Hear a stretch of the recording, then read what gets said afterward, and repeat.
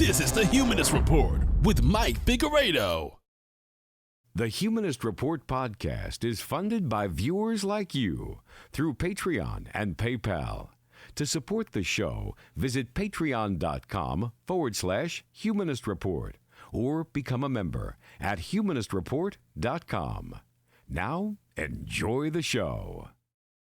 Welcome to the Humanist Report podcast. My name is Mike Figueredo, and this is the 118th edition of the program. Today is Thursday, November 9th, and before we get into the news, I want to take a moment to thank all of our newest Patreon and PayPal contributors who signed up just this last week to support the show. So this week we have Aaron Littman, Alfred Troisi, Alan Murray, Bhavya Ravi, Brett Copeland, Brian Wagner, Chung-Poo Pao, David Bondi, DTH, Elizabeth Schenk, Gabe Garrity, Gary Urbanowski, Ivica Najic, Jasmine Morataya, Jojo Smith, Joe Minella, Kim Cruson, Matt Cholowek, Nicole Scott Harris, Scott Campbell, Sebastian Simon, S. Underwood, Tim Slattery, and Ulrich Sadier. Thank you so much to all of these kind individuals. If you'd also like to support the show, you could visit humanistreport.com/support or check out patreon.com/Humanist Report. So on today's episode of the program, we've got a lot to talk about. First, we'll discuss the aftermath of Donna Brazile's bombshell revelations about the DNC, including the responses we received from Democratic Party leaders. So in particular, we will talk about Tom Perez and his conspicuous use of the same exact talking points as one of Hillary Clinton's former campaign managers. We'll also talk about how the media tried to downplay Brazile's revelations and whether or not Donna Brazile is starting to walk back any of her comments. Now, additionally, Joy Reid pushes back against the claim that the 2016 primary was rigged. And also, Twitter now admits that it censored Twitter users and did the dirty work of Hillary Clinton's campaign. Also, Verizon and Comcast have a plan to stop states from protecting net neutrality after the FCC kills it nationally. And of course, we'll talk about Donald Trump's trip to Asia and how he's now pushing for the Trans-Pacific Partnership after killing it earlier this year. And he's also toning down his bombastic rhetoric with respect to North Korea. I'll also talk about the global corruption scandal that was revealed by the Paradise Papers. And finally, in this episode, I'll chat with Graham Ellwood, who is the host of The Political Vigilante, about the current American political climate. So all of these topics will be discussed in today's episode. Let's waste no time. Let's jump right in. And we will start with Brazile's bombshell, because I don't know about you guys, but my head is still spinning from everything that was revealed. I don't know what this motion was, but my head was spinning. I don't know what the right hand gesture is for that, but let's go ahead and let's get into it. After Donna Brazile's bombshell revelations about how Hillary Clinton's campaign controlled everything about the DNC, from their finances to who they could hire as communications director, well, it's now the case that Democratic Party leaders and former Democratic Party leaders are being asked to respond to the now undeniable fact that the 2016 primary was rigged. And all of a sudden, conveniently, they want to change the subject and they don't want to address what happened. Case in point. Your overall reactions to Donna Brazile's book, and your role in it, your prominence in it. I'm focused on doing the best job that I can to represent my constituents. She gave that answer, and only that answer, again. What my constituents elect me to do. And again. I'm a member of Congress. And again. You don't think your constituents would be interested in this? I can assure you that my constituents are interested in making sure that we don't pass a tax reform plan. Do you see what she did at the end there? She tried to change the subject to Donald Trump and the Republicans. This is a tactic we've seen that has been used by any and all Democrats that want to deflect off of their own corruption. Look away, don't look at me, look at Republicans and Donald Trump and how crazy they are. Look at their crazy tax plan. Actually, no, I want to talk about you right now because you're the one who has the spotlight shined on you, Debbie, because it was revealed that you handed over the keys of the DNC to Hillary Clinton's campaign before she was able to officially win the nomination. That's called corruption and real collusion, unlike the collusion you like to talk about that we don't yet have evidence for. That's what I like to call collusion, but she doesn't want to talk about that. She doesn't want to talk about what she did wrong. She wants to change the subject and talk about taxes. Well, isn't that convenient?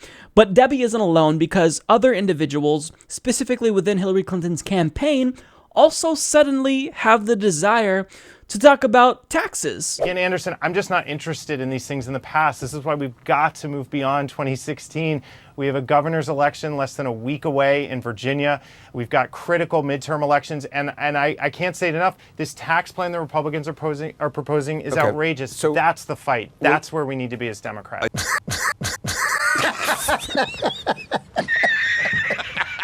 So if a Democrat is backed into a corner and they're asked a question that really makes them feel uncomfortable, their go-to tactic to dodge and evade criticism is always to change the subject and talk about Donald Trump instead. But when it comes to Debbie Wasserman Schultz and Robbie Mook, they really haven't perfected the art of the dodge to the extent that Nancy Pelosi has, because what we're going to see here is just masterful. You haven't heard me relitigate last year's election. I wasn't involved in the presidential. I'm only looking forward. This is about the future. I haven't had time to be reading any of that anyway, but nonetheless, what I've seen on the little tape going across the screen. Let's focus on what's really important to our country. And even though you weren't directly involved. No, I wasn't. But that said, you are a big fundraiser for the party. I am the biggest. Not counting the presidential. I'm not getting. Look, I have responsibility for what I have responsibility for.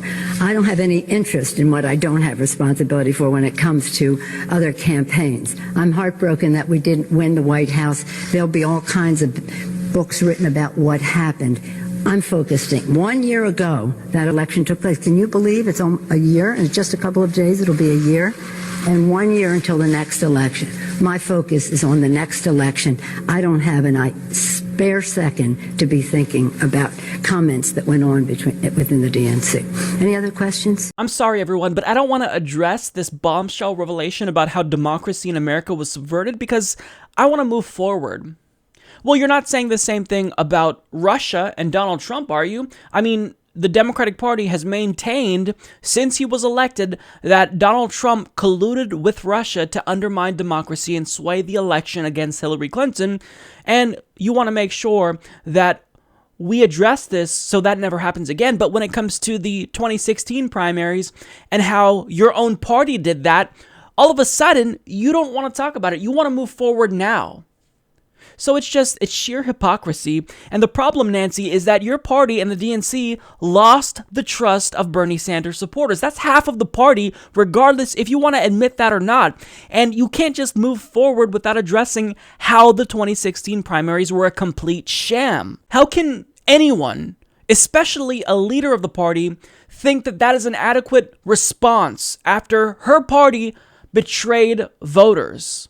Now, I may no longer be a Democrat because I changed my registration status as an independent, but I voted with this party. I was a registered Democrat since I turned 18 years old, so I deserve to know. And mind you, I changed my registration status because the party did this. So if you really want to win back voters like myself, you have to address this. You can't just ignore it. But really what she's doing is she's plugging her ears and she is ignoring everything that we're saying. It reminds me of that scene in Dumb and Dumber where Lloyd plugged his ears and wouldn't listen to what Harry had to say. You can't triple stamp a double stamp. You can't triple stamp a double stamp, Lloyd. You can't triple stamp a double stamp. Lloyd. That's Nancy Pelosi. And really, it's not just Nancy Pelosi. That's most Democrats. That's Debbie Wasserman Schultz. That's Robbie Mook. But really, if changing the subject, if you think that tactic is really disingenuous, well, there's another tactic that you can use to evade criticism and just change the subject, or really not talk about the subject altogether. If you're Chuck Schumer, you could just play dumb. Elizabeth Warren said earlier today that based on new reporting from Donna Brazile in a book that the 2016 primary was rigged. Do you agree? I haven't read her book. I don't know the details, so I'm not going to make a judgment on that. Do you have any concerns about the DNC's involvement in the primary in 2016? Again, I didn't follow it. I'd like to see what Donna Brazile has to say. I will read it, but Bernie Sanders has never complained about this to you before? Oh, he's complained all the time. Wait, do you mean to tell me that there was actually an election in 2016? What? I had no idea. This is the leader of Democrats in the Senate playing dumb in the most embarrassing, cringeworthy way imaginable. And notice how he immediately contradicted himself, because when the reporter asked him, well, hasn't Bernie Sanders talked about the rigged primaries? He said, oh, yeah, he talked about it a lot. So by admitting that Bernie Sanders brought up his concerns about the primary being rigged to you, you are therefore inadvertently admitting that, yes, you do know about what was going on. But it's convenient how all of a sudden you want to play dumb and act as though you don't know what really happened, because it makes you feel uncomfortable. Well, why did you take a leadership position knowing that this could possibly come up? I mean, you don't get to just claim that you didn't follow the 2016 primaries. That's an insult to our intelligence, Chuck. And if you honestly didn't follow the 2016 election, which is horseshit, but if you didn't, then you should probably resign in disgrace immediately, because you're not fit to be a senator, let alone a senator in a leadership position. So all of these answers, I mean, to even call them answers from Democratic Party leaders is absurd. We didn't get answers from them. All we got was deflection and obfuscation and outright lies about them conveniently forgetting that we had a primary in 2016 that your party rigged. I mean, this is an embarrassment. This is them insulting our intelligence. Well, look, regardless of how uncomfortable this makes you feel, you have to address this if you ever want to be electorally viable again, because without that trust that you guys lost, if you don't even begin to cultivate it now, then we're not just in trouble for 2018, we're in trouble in 2020 as well. DNC Chairman Tom Perez is now tasked with rebuilding the trust the organization he now leads lost in 2016 when his predecessor decided to hand over control of the DNC, a supposedly impartial organization, to Hillary Clinton's campaign long before she actually won the nomination. Now, in an interview with Chuck Todd on Meet the Press, he explained precisely how he's going to do that, and his answer really wasn't meaningful at all. How are you going to restore trust with Sanders supporters that the DNC is going to be a fair place is going to be a fair arbiter here for the party? Hey, I accept every test, because I ran for this office because I believe in this party and I knew we needed to up our game, Tim. I'm thinking of Tim Russert. No, a lot of us. Because I'm a Buffalo guy. You got to understand that, Chuck. But here's my view on this. When I hear the word rigged, let's be very clear. Hillary Clinton won the Democratic primary by 4 million votes. The Democratic National Committee does not run elections for primaries. The Republican National Committee does not run elections. States run elections, and those elections were run by the states. We run caucuses, and Bernie Sanders did very well in the caucuses.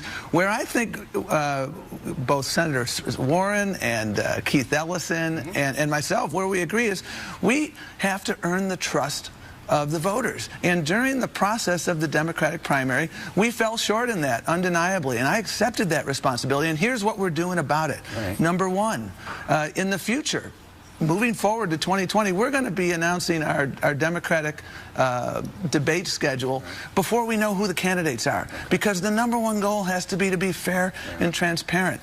All of our fundraising agreements, our partnerships will be available to everyone, as they were actually in 2016.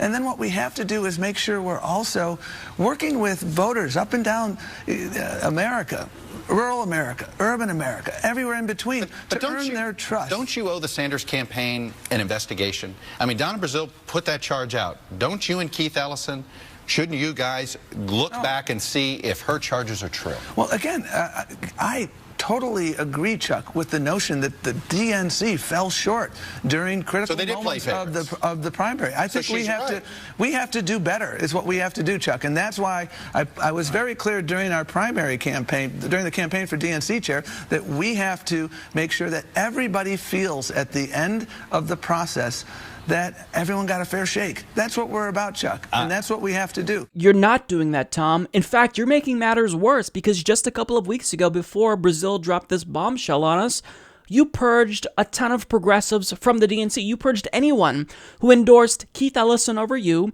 or Bernie Sanders over Hillary in 2016. So how can you expect to cultivate trust with us if you are further damaging that relationship that's already strained? Now, I do want to address some of the specific arguments he made here. He states the primary wasn't rigged because Hillary Clinton won 4 million more votes than Bernie. Okay? The DNC doesn't run primaries, states do. Therefore, it can't be rigged. He also says the primaries couldn't have been rigged because Bernie did really well in caucuses. He also says Bernie Sanders was offered the same joint fundraising agreement with the DNC that was offered to Hillary Clinton's campaign as well. Now, I'm going to take the time to address each of these points individually, but first of all, when I read through all of these arguments, I can't help but feel deja vu.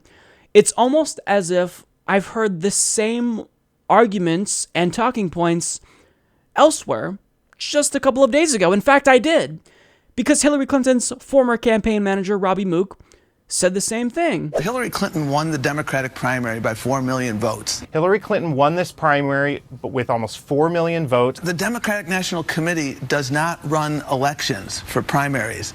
The Republican National Committee does not run elections. States run elections. Primary elections are run by secretaries of state. We run caucuses, and Bernie Sanders did very well in the caucuses. Those contests, the caucuses that were run by the party, Bernie Sanders won overwhelmingly. Fundraising agreements, our partnerships will be available to everyone, as they were actually in 2016. Both the Sanders campaign and the Clinton campaign signed joint fundraising agreements. So that to me is pretty interesting, because we accused the DNC of colluding with Hillary Clinton's campaign in 2016. Turns out we were right. In fact, it went much deeper than collusion. I mean, Hillary Clinton took over the DNC, but when you're supposed to tell us that you're no longer colluding with one wing of the party over the other, when you're supposed to convince us of that, well, you have to also explain to us why it seems as though you are using the same exact talking points as someone from the Hillary wing of the party. Because when you juxtapose Robbie Mook's response with Tom Perez's, it's reasonable to question whether or not they coordinated their responses and somehow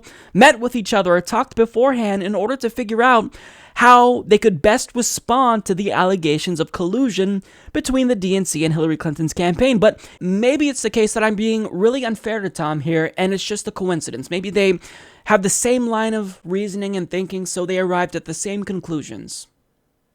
Is it possible? Sure.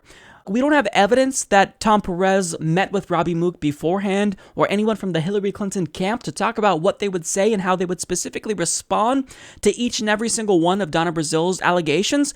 However, given the past history of the DNC colluding with Clinton's campaign, I think we're not unreasonable to question why it's the case that what Tom Perez is saying here sounds really similar to someone from the Hillary Clinton camp. Now, when it comes to the substance of what he's saying, if there is any substance, he states here, when I hear the word rigged, Hillary Clinton won the primary by 4 million more votes. So that's what he's saying now, but this is what he said when he was running to be the DNC chair. We heard loudly and clearly yesterday from Bernie supporters that the process was rigged, and it was, and you've got to be honest about it. That's why we need a chair who is transparent. Did that just all go out the window? Apparently so. Now, as you'll recall, he did recant that statement almost immediately and actually apologized to Hillary Clinton supporters who he pissed off immediately, but he at least had the instinct momentarily to admit that honesty about the rigged primary is really important. But now, he completely reversed that position. And he's implying here that the primary couldn't possibly have been rigged because Hillary Clinton, she won 4 million more votes than Bernie Sanders. That's just a fact.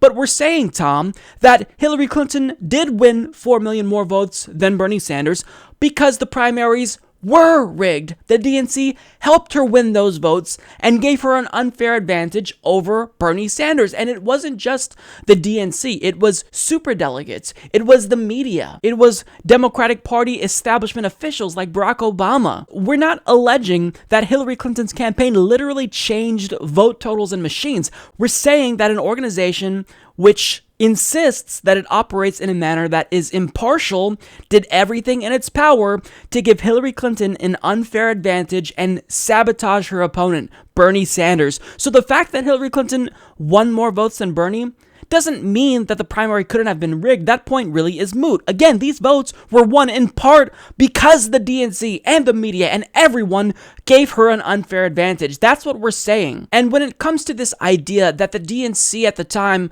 offered Bernie Sanders the same joint fundraising agreement as Hillary Clinton, for the DNC chairman to say this, it's incredibly disingenuous because Tom Perez knows that's not the case. This was an unorthodox joint fundraising agreement that was not like all other joint fundraising agreements. Hillary Clinton, because of this document, was allowed to take full control of the DNC prior to her winning the nomination, which is something that doesn't happen. You're supposed to take control of the DNC once you win the nomination. That's not what happened. And Donna Brazile explains why Tom Perez is wrong. The Sanders campaign set up a joint fundraising account as well, but they chose not to put money in it. But they also chose to allow the DNC to control what little funds they did put in it. This was a separate, what this was an additional memorandum. Right, but they were offered that same thing. Here's the email. If you're raising significantly more than the amount to cover the voter file for the DNC staff would be happy to chat with the Sanders team and come to an understanding about the best way to use those funds to prepare for the general election at the DNC. So they were offered a similar chance. George, when I found out the reason why the chair of the party, the chair of the Democratic National Committee, could not spend the funds, I found the agreement myself. This is the agreement they put out. This is the agreement I found. And what I tried to do, George, was to work within the parameters of this agreement so that I could hire staff, so that I could spend money that we raised, and so that I could help Hillary and Tim Kaine and all of the other Democrats win. As for any agreements or side agreements they had with Senator Sanders, I've never seen that before, George. So when Tom Perez says that Bernie Sanders was offered the same type of joint fundraising agreement as Hillary Clinton's team was offered, he's outright lying. I don't think I should even call it disingenuous because he's just straight up lying. He's the DNC chairman. He has access to this memo. He knows what that document states. He could read it if he wanted to, and I'm sure he did read it. But what he's doing is gaslighting all of Bernie Sanders supporters and progressives. But when it comes to Tom Perez basically reflecting on what Donna Brazile's bombshell really revealed, well, in his deluded mind, he was actually able to perform enough mental gymnastics to arrive at the conclusion that it was actually Hillary Clinton who was the real victim. When Hillary Clinton won the nomination, the DNC handed her insufficient and just substandard tools for success. And and by contrast, the Republican National Committee had invested significant amounts of money in technology, and they beat us at our own game. So according to Tom Perez, the DNC failed not because they rigged the primary against a candidate that would have actually beaten Donald Trump. They failed because they didn't help Hillary Clinton beat Donald Trump more when she actually won the nomination. So according to Tom Perez, the deck was really stacked against Hillary Clinton, not Bernie Sanders. I guess outraising Donald Trump by a 2-1 margin wasn't enough. I guess running against the most unpopular presidential candidate in American history, who also happened to be a reality TV show star, wasn't enough. I guess all of the consultants that were on her campaign's payroll that did propaganda on her behalf in the media wasn't enough either, because at the end of the day, the true victim is Hillary Clinton, according to Tom Perez. Unbelievable. But look, Hillary Clinton, regardless if Tom Perez or any Democratic Party establishment loyalists want to think so, she's not the victim. Hillary Clinton is not the victim. And you know what? The real victim isn't even Bernie Sanders. It's his supporters who spent hours and days of their time phone banking for Bernie and canvassing for Bernie. They poured their lives into this campaign, and you stole that nomination away from them. It's progressives. It is ordinary voters that the DNC fucked over. So if you want to know how a real leader responds to these allegations from Donna Brazile, this is what a real leader says. This is what the deputy DNC chairman, Keith Ellison, said. We must heed the call for our party to enact real reforms that ensure a fair, open, and impartial nominating process in elections to come. Donna Brazile's account cannot simply be dismissed. Well, you did dismiss her account, Tom. So, since you dismissed her account and you're not even willing to consider the evidence that just came out, that you probably already had access to, you must resign. If you truly care about the party like you say you do, then you have to step down and allow someone who actually has the potential to reunite both warring wings of the party, and that's Keith Ellison. It's not you. So if you truly care about the party, resign.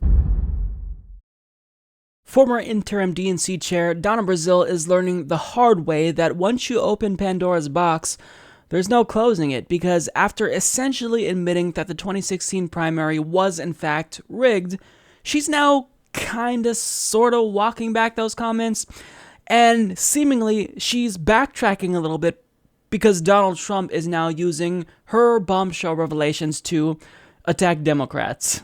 So the president tweeted, "The real story on collusion is in Donna Brazile's new book. Crooked Hillary bought the DNC and then stole the Democratic primary from crazy Bernie." Now, since Donald Trump and her basically took the same position on an issue, well, since if you're a Democrat right now, you could never ever be on the same side as Donald Trump on any issue ever, she decided to respond by saying, "Today's lesson, being quoted by Donald Trump means being misquoted by Donald Trump. Stop trolling me. Hashtag never said Hillary rigged election. Donald Trump says I said DNC rigged system. First of all, I don't speak in caps. Hashtag not what I said. Except that is what you said, Donna. As you tell the story in your article, you state, I had promised Bernie when I took the helm of the Democratic National Committee after the convention that I would get to the bottom of whether Hillary Clinton's team had rigged the nomination process, as a cache of emails stolen by Russian hackers and posted online had suggested. I had my suspicions from the moment I walked in the door of the DNC a month or so earlier based on the leaked emails, but who knew if some of them might have been forged? I needed to have solid proof, and so did Bernie." And just 3 paragraphs later, after telling the story, she concludes, "By September 7th, the day I called Bernie, I had found my proof, and it broke my heart." So Donald Trump did not misquote you, nor did it seem as though he was taking you out of context.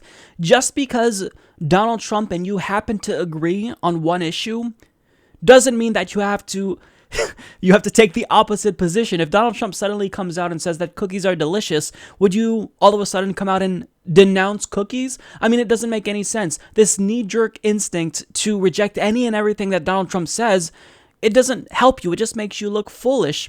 But after seemingly walking back the overall conclusion that reasonable people derived from her article, she then proceeded to explain just how rigged the process actually was. So after walking it back, she kind of doubled down. The cancer, as you describe it in the book, is this financial agreement that was put in place between the Clinton campaign and the DNC. So again, the Clinton campaign has said that was intended only for the general election. Was that a financial agreement about the Democratic primary process or just about the general election? The paper said the general election. What I found was that they had already started to make investments in technology, in research, and communications. And by hiring consultants to start doing that, by beginning the general election process before a nominee is chosen, I found that unacceptable, and in the book I used the word unethical. And that put Bernie Sanders at a disadvantage in the primary? I believe it put the democratic process under the spotlight. So whether you're Martin O'Malley, Bernie Sanders, Lincoln Chafee, or Jim Webb, that's not fair. But Hillary bailed the campaign out. The political party, the DNC, was broke. Now, basically, after giving us evidence that the DNC had undoubtedly rigged the primary by giving Hillary Clinton full control of it since the beginning, Donna Brazile goes on to explain why it's not really rigged, because she doesn't really like that word. Do you agree with Elizabeth Warren that the primaries were rigged? I don't think she meant the word rigged, because what I said, George, as you well know, after I left this show back on July 24th, I said I would get to the bottom of everything. And that's what I did. And I called Senator Sanders to say, you know, I wanted to make sure there was no rigging in the process. I'm on the Rules and Bylaws Committee. I found no evidence. None whatsoever. The only thing I found, which I said, I found the cancer, but I'm not killing the patient, was this memorandum that prevented the DNC from running its own operation. Look, George, I found no evidence whatsoever that the primary was rigged. All I found was this joint fundraising agreement that Hillary Clinton signed before she clinched the nomination that basically gave her control over the organization that was supposed to be impartial and oversee an election between her and other Democratic primary opponents. But, I mean, I didn't find any evidence that the primary was rigged, George. The lie detector test determined that was a lie. I don't think she realizes how foolish she sounds. And look, I understand, putting myself in Donna Brazile's shoes, I get that she is in a very difficult predicament. She's trying to walk a fine line between telling the truth and appeasing her friends, people that are in her own social and political circles. But what Donna Brazile is trying to do is tap dance around the fact that the primary was rigged after she gave us undeniable evidence that the primary was rigged. Really, she wants to have it both ways. She's revealing that this joint fundraising agreement was so powerful that it gave Hillary Clinton full control over the organization that oversaw the election, that claimed to be impartial, thus rigging the primary. But at the same time, she wants us to believe that the DNC was still able to function as a neutral arbiter of the 2016 primary when it was under full control of Hillary Clinton's campaign. But I mean, you can't do that, Donna. Look, your evidence, the evidence that you revealed, that we're all thankful you revealed, Donna, it's just one piece of a larger puzzle. We have, media collusion with Clinton's campaign. We have the DNC planting media narratives about Bernie Sanders. We have superdelegates. We have the rigged debate schedule that was set between Hillary Clinton and Debbie Wasserman Schultz before the primaries even began. We have all of the emails that show the extent to which Democratic Party establishment officials were colluding with Hillary Clinton's campaign to smear Bernie. I mean, when we put all of these puzzle pieces together, the image is clear. The primary was rigged. That is an undeniable fact. And just because it makes you feel uncomfortable admitting that, Donna, doesn't change the fact that it's true. The primary was absolutely rigged. It's undeniable. And beating around the bush and trying to obfuscate and tap dance around it, it's not going to change the fact that you let the cat out of the bag, Donna. Now, I think that if you really do want to continue down this path of truthfulness, then you've got to just say what happened. The primary was rigged, but I mean, Donna Brazile, even though this is a good thing that she did, she showed before that she has questionable ethics. So, look, we know the truth now, thanks to Donna Brazile. And if she doesn't want to use the word rigged, that's fine, but we all know what it is, and we're going to call it like it is. I'll call a spade any day of the week. The primary was rigged. That's a fact. When Donna Brazile released her article detailing the extent to which Hillary Clinton's campaign took control of the DNC, thus making a supposedly neutral organization incapable of exercising impartiality, well, news that our democracy was brazenly undermined didn't seem to garner the coverage one would expect in evening news. So according to Joe Concha of The Hill, he reports that ABC's World News Tonight, NBC Nightly News, and CBS Evening News all didn't report the allegations by Brazile on Thursday evening, despite it receiving considerable coverage on cable news and in print and online media. Brazile was also trending as one of Twitter's top topics on Thursday. Now, seemingly, the reason why evening news didn't cover this right away was because they wanted more time to come up with a way to downplay Donna Brazile's allegations. They wanted to be able to lie and obfuscate in a manner that was actually effective. They wanted to make you believe, by doing enough propaganda on behalf of the DNC, that this revelation wasn't as bad as Donna Brazile made it out to be. But that's not true at all, and the ways in which the media brazenly lied about this revelation is detailed by Glenn Greenwald in an article for The Intercept. So he explains NBC published an article by Alex Seitzwald that recited and endorsed the Clinton camp's primary defense.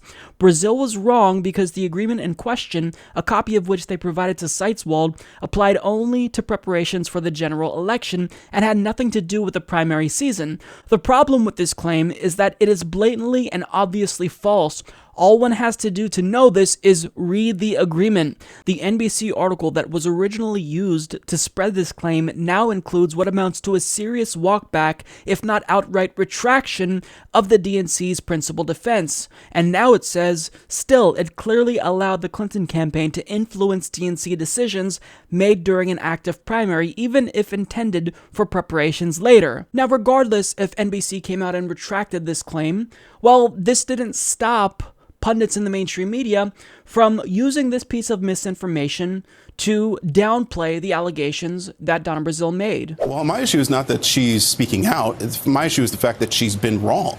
It's been proven with Alex Seitz-Wald's reporting for your own site, MSNBC.com, that the memo that she's talking about in the political excerpt was not, in fact, subject to the primary, but it was all for the general election. And Bernie, had he won the nomination, would have been able to make the same arrangement. So the fact that she's getting things wrong is a big problem. Actually, you're wrong. The fact is that the control of the DNC was ceded over to Hillary Clinton's campaign before she was able to actually win the nomination officially, because the DNC didn't have any money. That's why they were inclined to sign this joint fundraising agreement. But I mean, look, this guy knows what he's doing. This is how misinformation and propaganda works. Even if it's debunked, the idea is already out there. Once you let the cat out of the bag, there's no putting it back in. So once this idea is spread, then it just circulates. But this wasn't the only piece of misinformation that went around. Glenn Greenwald continues, to make the Clinton DNC agreement appear benign and normal, the claim was quickly and widely circulated that Bernie Sanders had also signed the same agreement with the DNC as Clinton had. This too was false in the most fundamental way possible. Simply put, the agreement Sanders signed with the DNC, which the Sanders camp appears to have provided ABC News in order to debunk the claim, did not contain any of the provisions vesting control over the DNC that made the Clinton agreement cited by Brazile so controversial. Both the Sanders campaign and the Clinton campaign signed joint fundraising agreement. Now, Donna Brazile herself went on ABC News to explain exactly why this was no normal joint fundraising agreement. The nature of this was very unorthodox and uncommon. The Sanders campaign set up a joint fundraising account as well, but they chose not to put money in it. But they also chose to allow the DNC to control what little funds they did put in it. This was a separate, what this was an additional memorandum. Right. So what Donna Brazile's document reveals essentially is that the deck was stacked against Bernie Sanders. And it's not just this joint fundraising agreement that gives us evidence of that. I mean, there's a multitude of reasons to believe that the DNC was doing a lot to stack the deck in favor of Hillary Clinton. It wasn't just this, it was the WikiLeaks emails, it was superdelegates. But seeing that WikiLeaks is one of the main ways that progressives are validated, well, another way that the mainstream media tried to attack this notion that the primary was rigged was to call the credibility of the WikiLeaks emails into question altogether. As Greenwald continues, last year, the time WikiLeaks began publishing emails and documents from the DNC and John Podesta's email inbox, Clinton officials and their media supporters have constantly insinuated and sometimes outright stated that the WikiLeaks documents were frauds because they had been altered. What was most notable about this accusation was how easily it would have been proven had it really been true. All anyone had to do was show the actual original email that they sent or received and then compare it to the altered WikiLeaks version, and that would have been proof that the WikiLeaks archive was unreliable. Associated Press published a report that countless journalists seized upon to claim that proof finally had emerged that WikiLeaks documents had been altered. The claim in the AP report is incredibly simple and limited. It does not involve any claim that WikiLeaks altered any documents or that any of the emails it published were frauds. Rather, the claim is that Guccifer, on one of the documents that he published, placed a confidential watermark that did not appear on another version. And can you guess what journalists did next? Well, predictably, they then extrapolated from a supposedly added watermark that all of WikiLeaks emails were edited. So as you can see here from two journalists, Brian Klass and Natasha Bertrand, they're both saying that Guccifer 2.0 emails, that's plural, emails were edited when all the original story points to was him potentially placing a confidential watermark over one email. And again, they still can't confirm that this was added by Guccifer himself. So this is how propaganda works. You put an idea out there and it permeates. Even if you retract that statement, well, once the idea is out there, then the masses see what these journalists are putting out there and they think, oh, okay, so all the emails from WikiLeaks were fake. But no, that's not what the Associated Press implied at all. So this is irresponsible reporting on behalf of these two journalists. But there was another piece of misinformation that I want to talk about, because this was used to discredit Donna Brazile's character. And actually, it was used to discredit her intelligence. So in the Washington Post, they published a story about how Brazile considered replacing Clinton after her fainting spell. And the story made it seem as though Brazile thought that she had the power to do this unilaterally, except she never said that. And the Washington Post actually had to issue a clarification stating that this wasn't the case, and Donna Brazile didn't actually believe that. Now, of course, based on this story published in the Washington Post, Greenwald explains journalists on Twitter spent hours yesterday mocking, maligning, and attacking the reputation of Brazile for a claim that she simply never made, all because a tweeted headline, which they never bothered to read past or evaluate, made them think they were justified in doing so in order to malign someone who has quickly and bizarrely become one of the Democrats' primary enemies. The fact that she would, propose to thwart the Democratic small d will of the people and who voted for Hillary Clinton by replacing her because she had a fainting spell, I think that should raise a lot more alarm than I think maybe is being raised at the moment. I think if I had done half the things that she admits to in these excerpts, I'm not sure I would be telling folks. So this story provides us with numerous cut and dry examples of propaganda and how journalists in the media have an agenda. They're not concerned with the truth. They are concerned with promoting their agenda. And it just so happens that this agenda is the same agenda of the Democratic Party establishment. They are trying to provide cover to a party establishment that just subverted democracy. And instead of calling out that corruption, they attack the messenger. Now, Donna Brazile is not perfect. I think that she has questionable ethics, as was revealed by the leaking of a question to Hillary Clinton's campaign. But the fact of the matter is that these journalists have an agenda, and that agenda is to spread misinformation and do propaganda on behalf of the Democratic Party establishment. And it's really important that we all call them out on their BS, because this is harmful. In response to Donna Brazile's revelations that Hillary Clinton's campaign took full control of the DNC in as early as August of 2015, the Democratic Party establishment's most loyal propagandist came to the rescue, and she decided to tell all of us plebeians and peasants that really there's no way that the DNC could have rigged an election, in spite of the evidence that they did in fact rig the election from the beginning. And one of her guests went ahead and told us the real election that was actually rigged. It's an interesting dynamic. There have been people who support Bernie Sanders who are really elated with this information, and some even using it to push the really absurd idea that Hillary Clinton rigged the primaries. You can't rig 50-plus primaries. There's no way to do it. States hold primaries. The DNC doesn't dictate you go in there and force you to vote for Hillary Clinton. More people vote for Hillary Clinton. Like, that's just the fact. But to your point about the rigged elections, I mean, if we want to talk about rigged elections, we should look at the general election and Russia's interference into our democracy. And so that's that. Wow.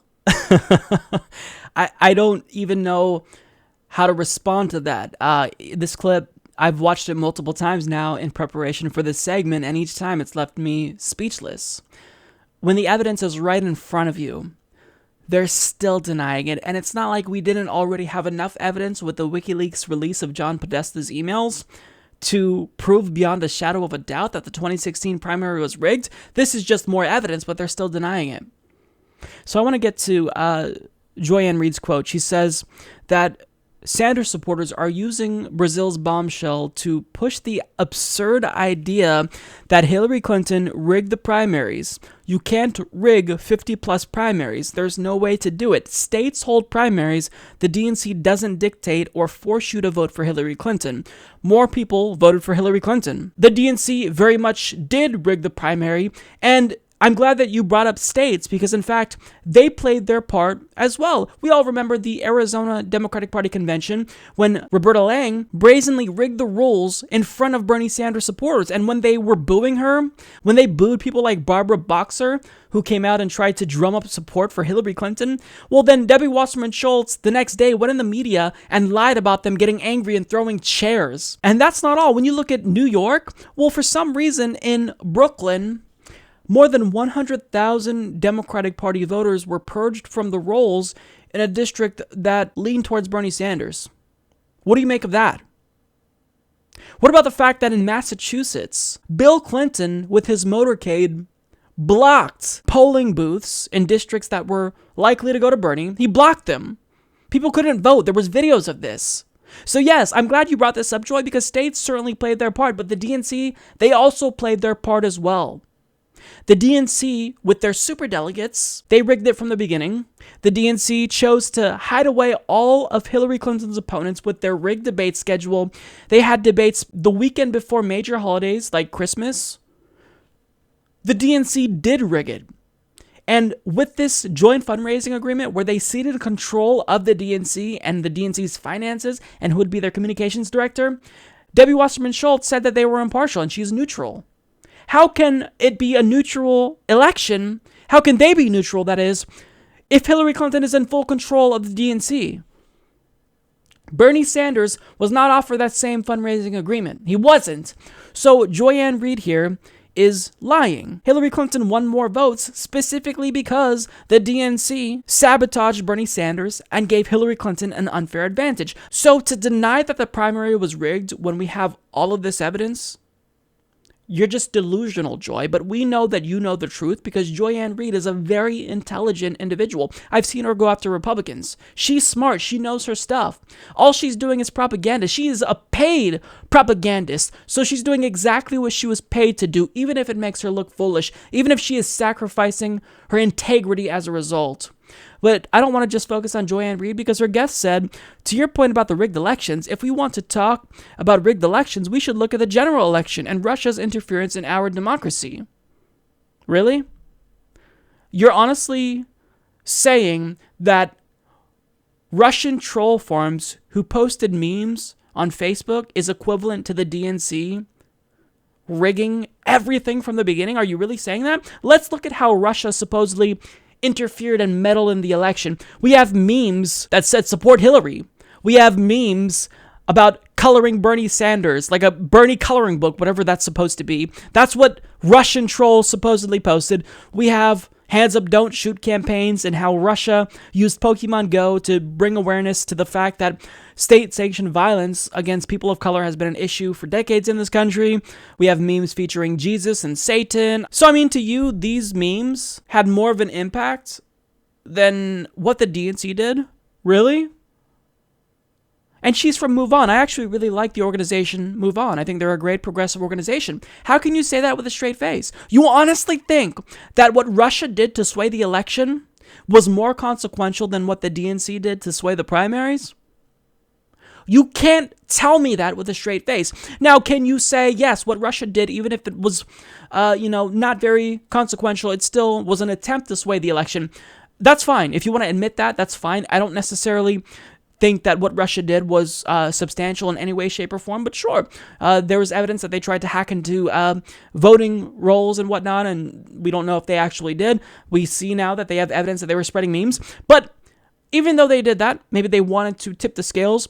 You cannot tell me with a straight face that what Russia did was more consequential than what the DNC did.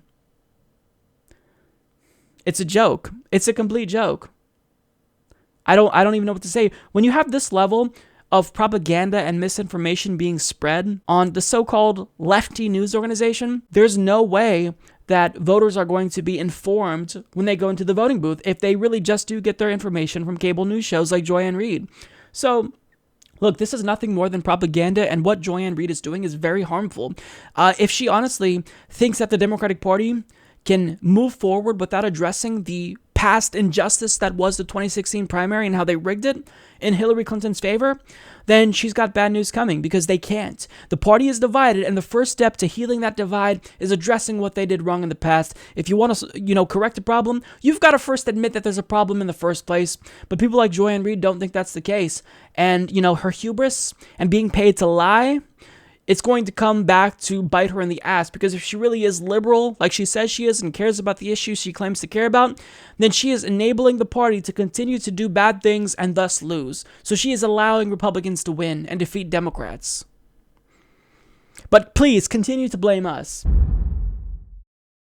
Till this day, I still find it really interesting that Hillary Clinton blames WikiLeaks as part of the reason why she lost, or Russian WikiLeaks as she calls it, because when WikiLeaks released John Podesta's emails, it really seemed as though there was this concerted effort to conceal these emails from getting out. I mean, we all remember the infamous segment from Chris Cuomo on CNN where he told us that it's actually illegal for us to look through these emails, so you have to let CNN dig through these emails and tell you what's in them. And of course, they found nothing, no bombshells.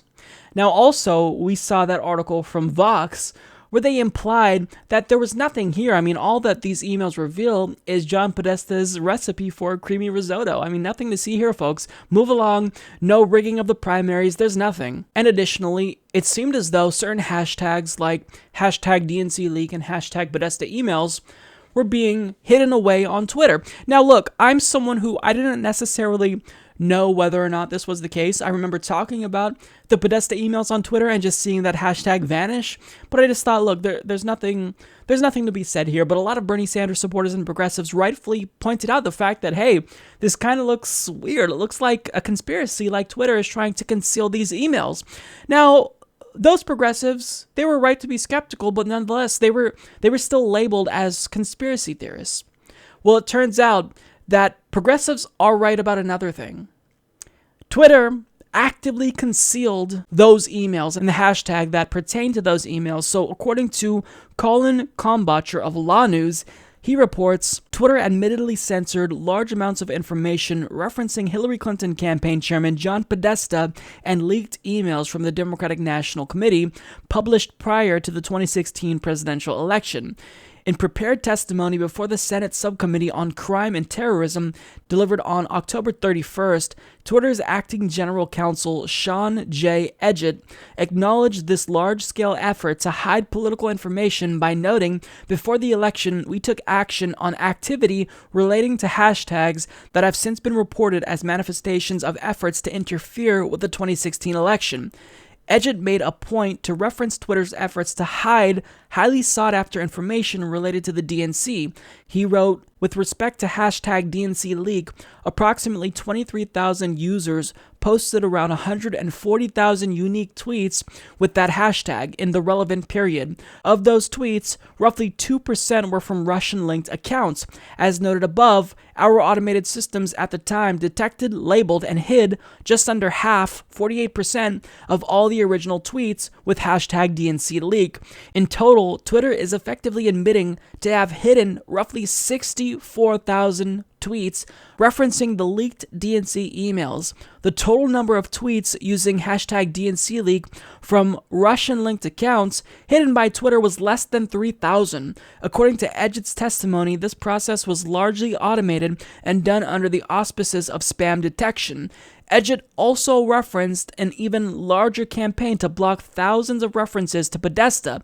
He wrote of that effort, in the 2 months preceding the election, around 57,000 users posted approximately 426,000 unique tweets containing variations of the Podesta emails hashtag. Approximately 1/4, 25% of those tweets received internal tags from our automation detection systems that hid them from searches. In sum, Twitter's censorship of Podesta-related information blocked users from viewing roughly 106,000 tweets with the Podesta emails hashtag. Edgett attributes Twitter's reasoning for hiding the Podesta-related tweets from Twitter users simply by reference to the source of their publication, WikiLeaks. So this is huge, and make no mistake about it, this is censorship. And I love the reasoning he cites here that, they hid the DNC leak hashtag because they were trying to hide any hashtags that were viewed as efforts to interfere with the 2016 election.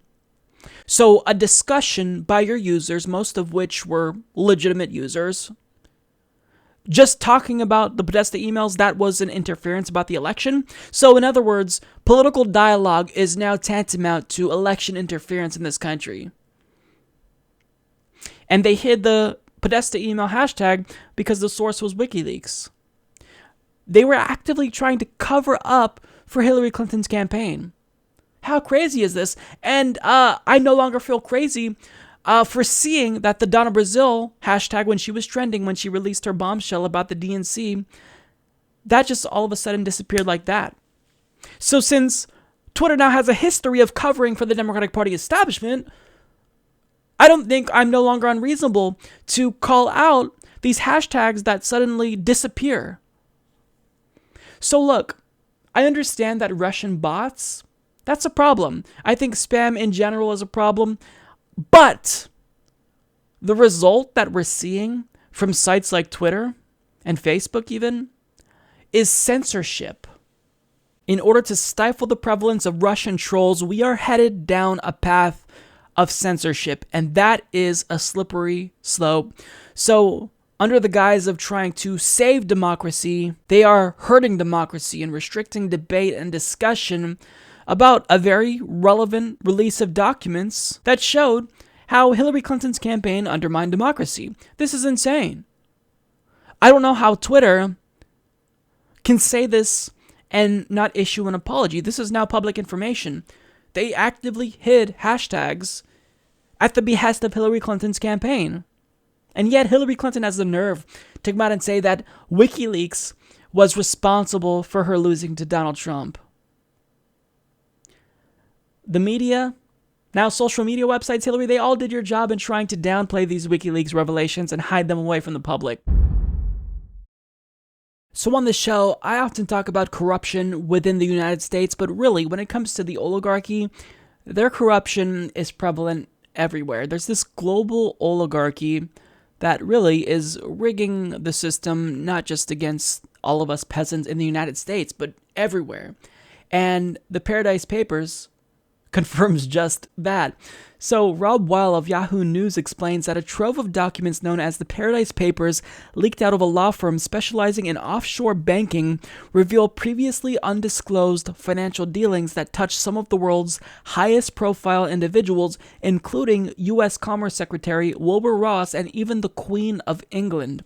The firm, Bermuda-based Appleby, saw its data leaked to a leading German newspaper, which then forwarded the information to the International Consortium of Investigative Journalists, the same group that won a Pulitzer Prize for investigations stemming from a similar leak of an offshore law firm in 2015. Now, the Paradise Papers essentially reveal overt, albeit still legal, corruption of some of the world's biggest oligarchs. So this includes, of course, as the previous article stated, U.S. Commerce Secretary Wilbur Ross, who has corrupt business connections in Moscow.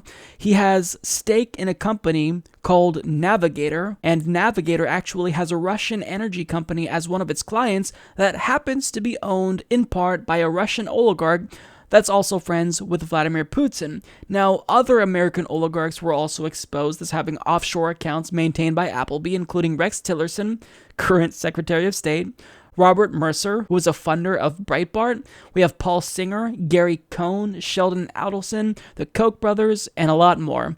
Now, it also revealed that Queen Elizabeth has $13 million stashed away in a tax haven located in the Cayman Islands. And the Paradise Papers also shows how large multinational corporations like Nike and Apple, unsurprisingly, try to take advantage of the U.S. tax code by storing money in tax havens, or at least trying to do that, in order to avoid paying taxes. Now, again, these individuals, these corporations, they're not accused here of criminal wrongdoing. That's not what these Paradise Papers are revealing. They are taking advantage of loopholes that they lobbied for and helped create that allow them to not pay their fair share of taxes, or in some cases, any taxes at all.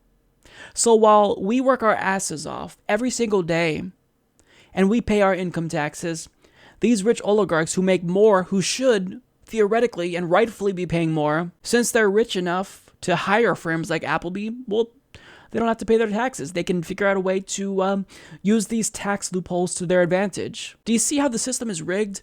And it's not just like, this was always the case.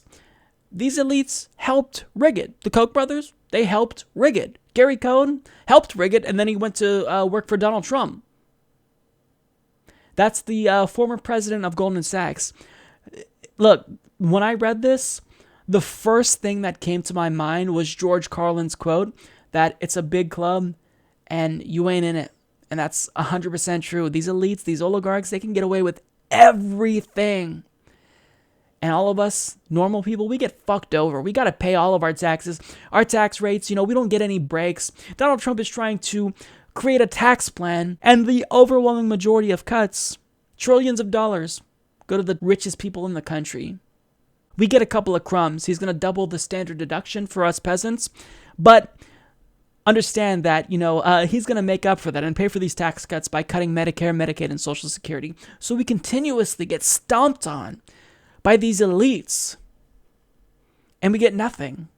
Now, Bernie Sanders responded to this when he learned about it, and according to Brett Samuels of The Hill, Bernie states, "The major issue of our time is the rapid movement toward international oligarchy in which a handful of billionaires own and control a significant part of the global economy," Sanders told The Guardian. "The Paradise Papers show how these billionaires and multinational corporations get richer by hiding their wealth and profits and avoid paying their fair share of taxes," he added. So again, this is a big club, and we are all excluded from it. As George Carlin put it, you ain't in it. Now, on the topic of George Carlin, I wanted to actually play a clip from one of his stand-up routines where he actually said this quote, because he makes a broader point about how the system is rigged and how we're all getting screwed over. And really, it's just, the perfect thing that we all need to hear after learning about the Paradise Papers. So I'll leave you with George Carlin. But there's a reason. There's a reason. There's a reason for this. There's a reason education sucks, and it's the same reason that it will never, ever, ever be fixed. It's never going to get any better. Don't look for it. Be happy with what you got. Because the owners of this country don't want that. I'm talking about the real owners now. The real owners, the big wealthy business interests that control things and make all the important decisions.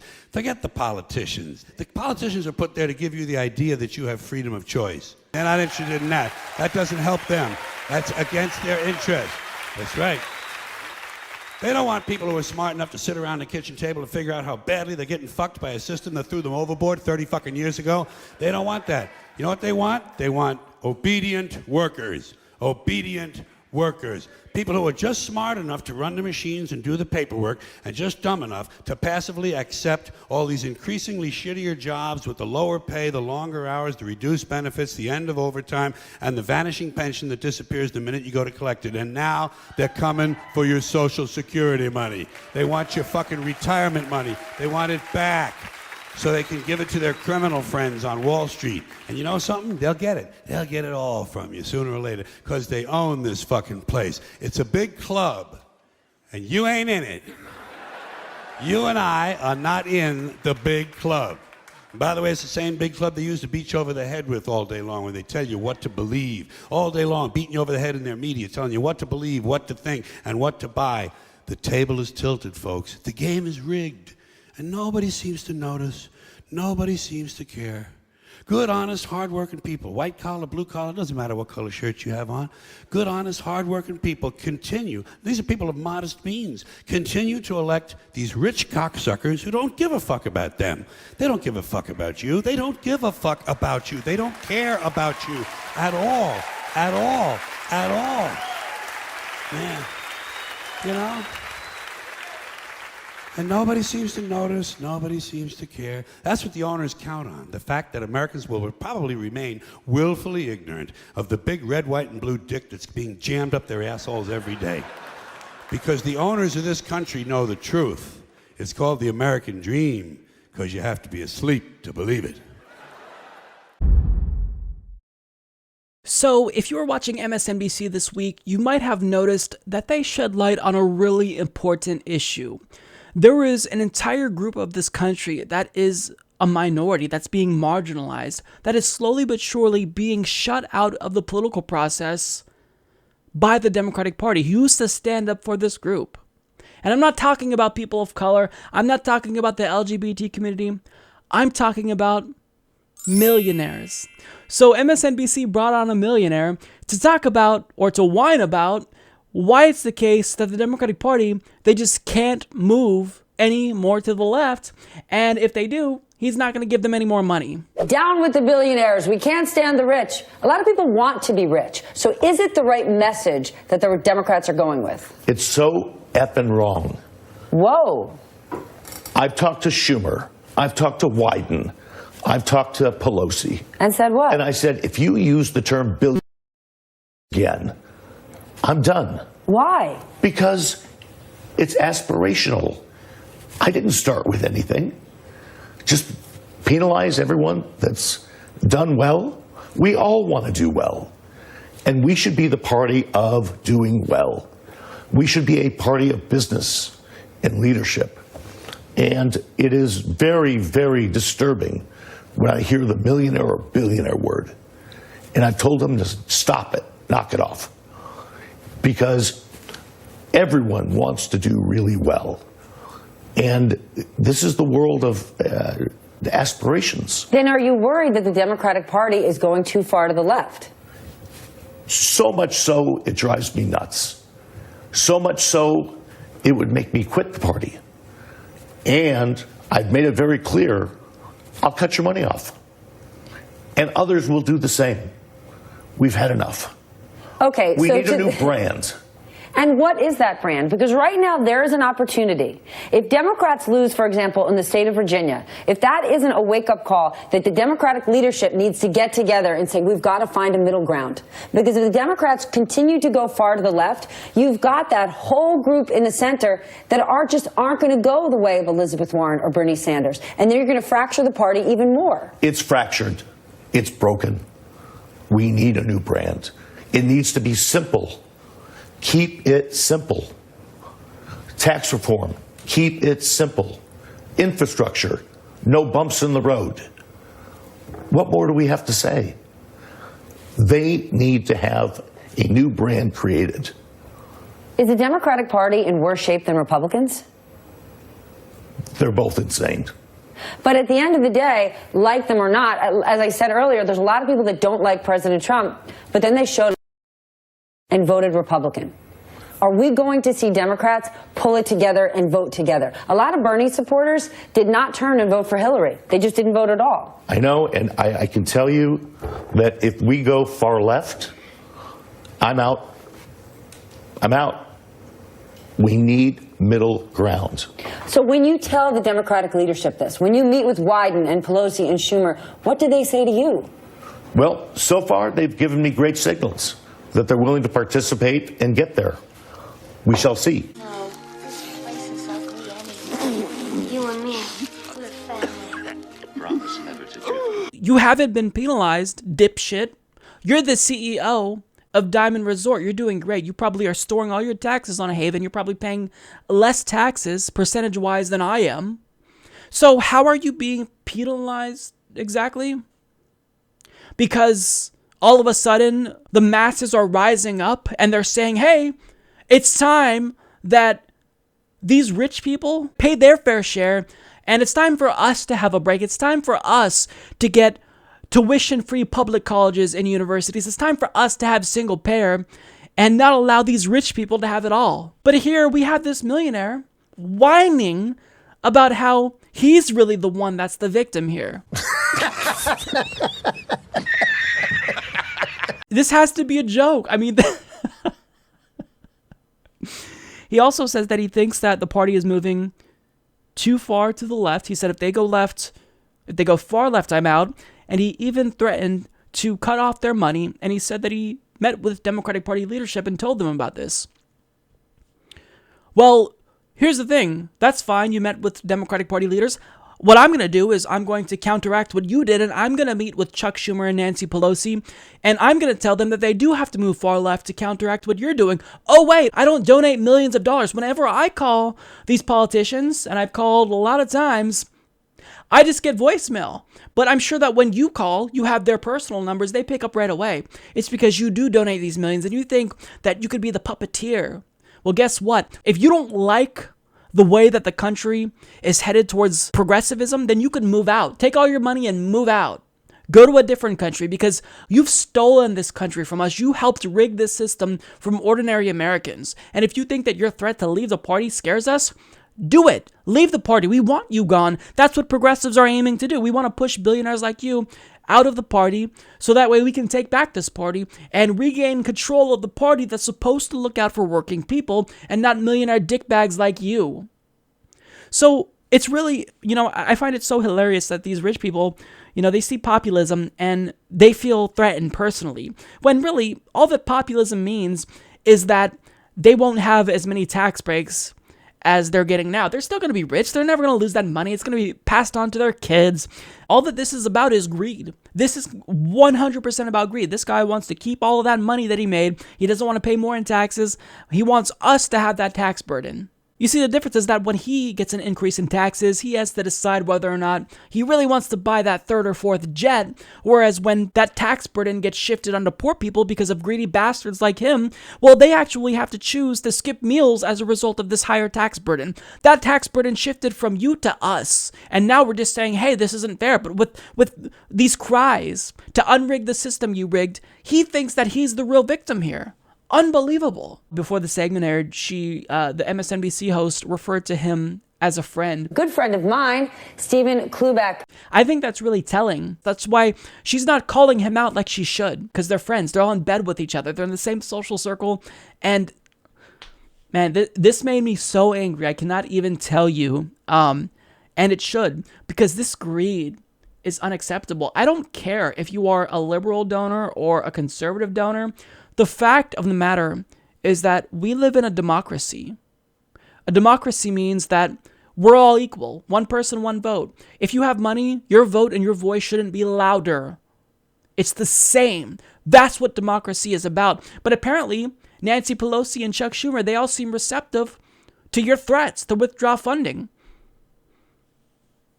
Unfucking believable. Why don't you take all that money that you have and buy yourself a neck, because you have no neck? You look like a grown adult version of Cartman from South Park, whining like a spoiled little fucking brat about how you don't want the party to move left and we need middle ground, when the Overton window in the country shifted so far to the right that we no longer have a right-wing and a left-wing party. We now have two right-wing parties. Thanks in part to you buying the system, buying politicians. Modern day America, where a millionaire can go on television and espouse this level of bullshit and claim to be the victim when really he's just greedy and not get called out by the mainstream media. Welcome to America in 2017. The FCC will most likely be voting to end Title II net neutrality protections before the year's end. And what we're most likely to see happen after that is some states who are concerned about net neutrality may pass their own laws to counteract the FCC's decision. And knowing that this is a possibility, Comcast and Verizon are now doing everything in their power to preemptively stop that from happening. So according to Brian Fung of the Washington Post, he reports some of the nation's biggest internet providers want to make sure that once the Federal Communications Commission votes to deregulate the broadband industry, states won't be able to set up their own new regulations to replace them. The request marks the industry's latest step to weaken federal rules that regulate broadband companies like legacy telephone companies. The FCC should include a clear affirmative ruling that expressly confirms the primacy of federal law with respect to broadband as an interstate information service, Comcast said in a recent regulatory filing. In a white paper released last month, Verizon also lobbied for preemption, citing moves by about 30 states, an alarming number, to adapt to a congressional measure repealing FCC privacy protections for consumers. So they've been lobbying the United States government and trying to influence the FCC to roll back Title II net neutrality regulations nationally.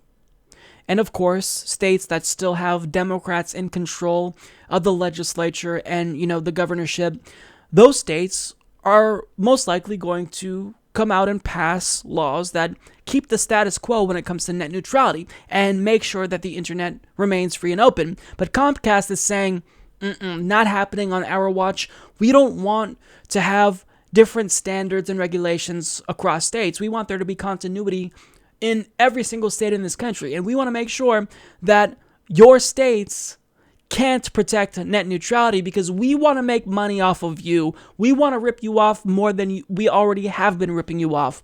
That's what they're trying to do. They are literally trying to undermine our democracy and make sure that our elected officials are unable to act when they inevitably get what they want with the FCC.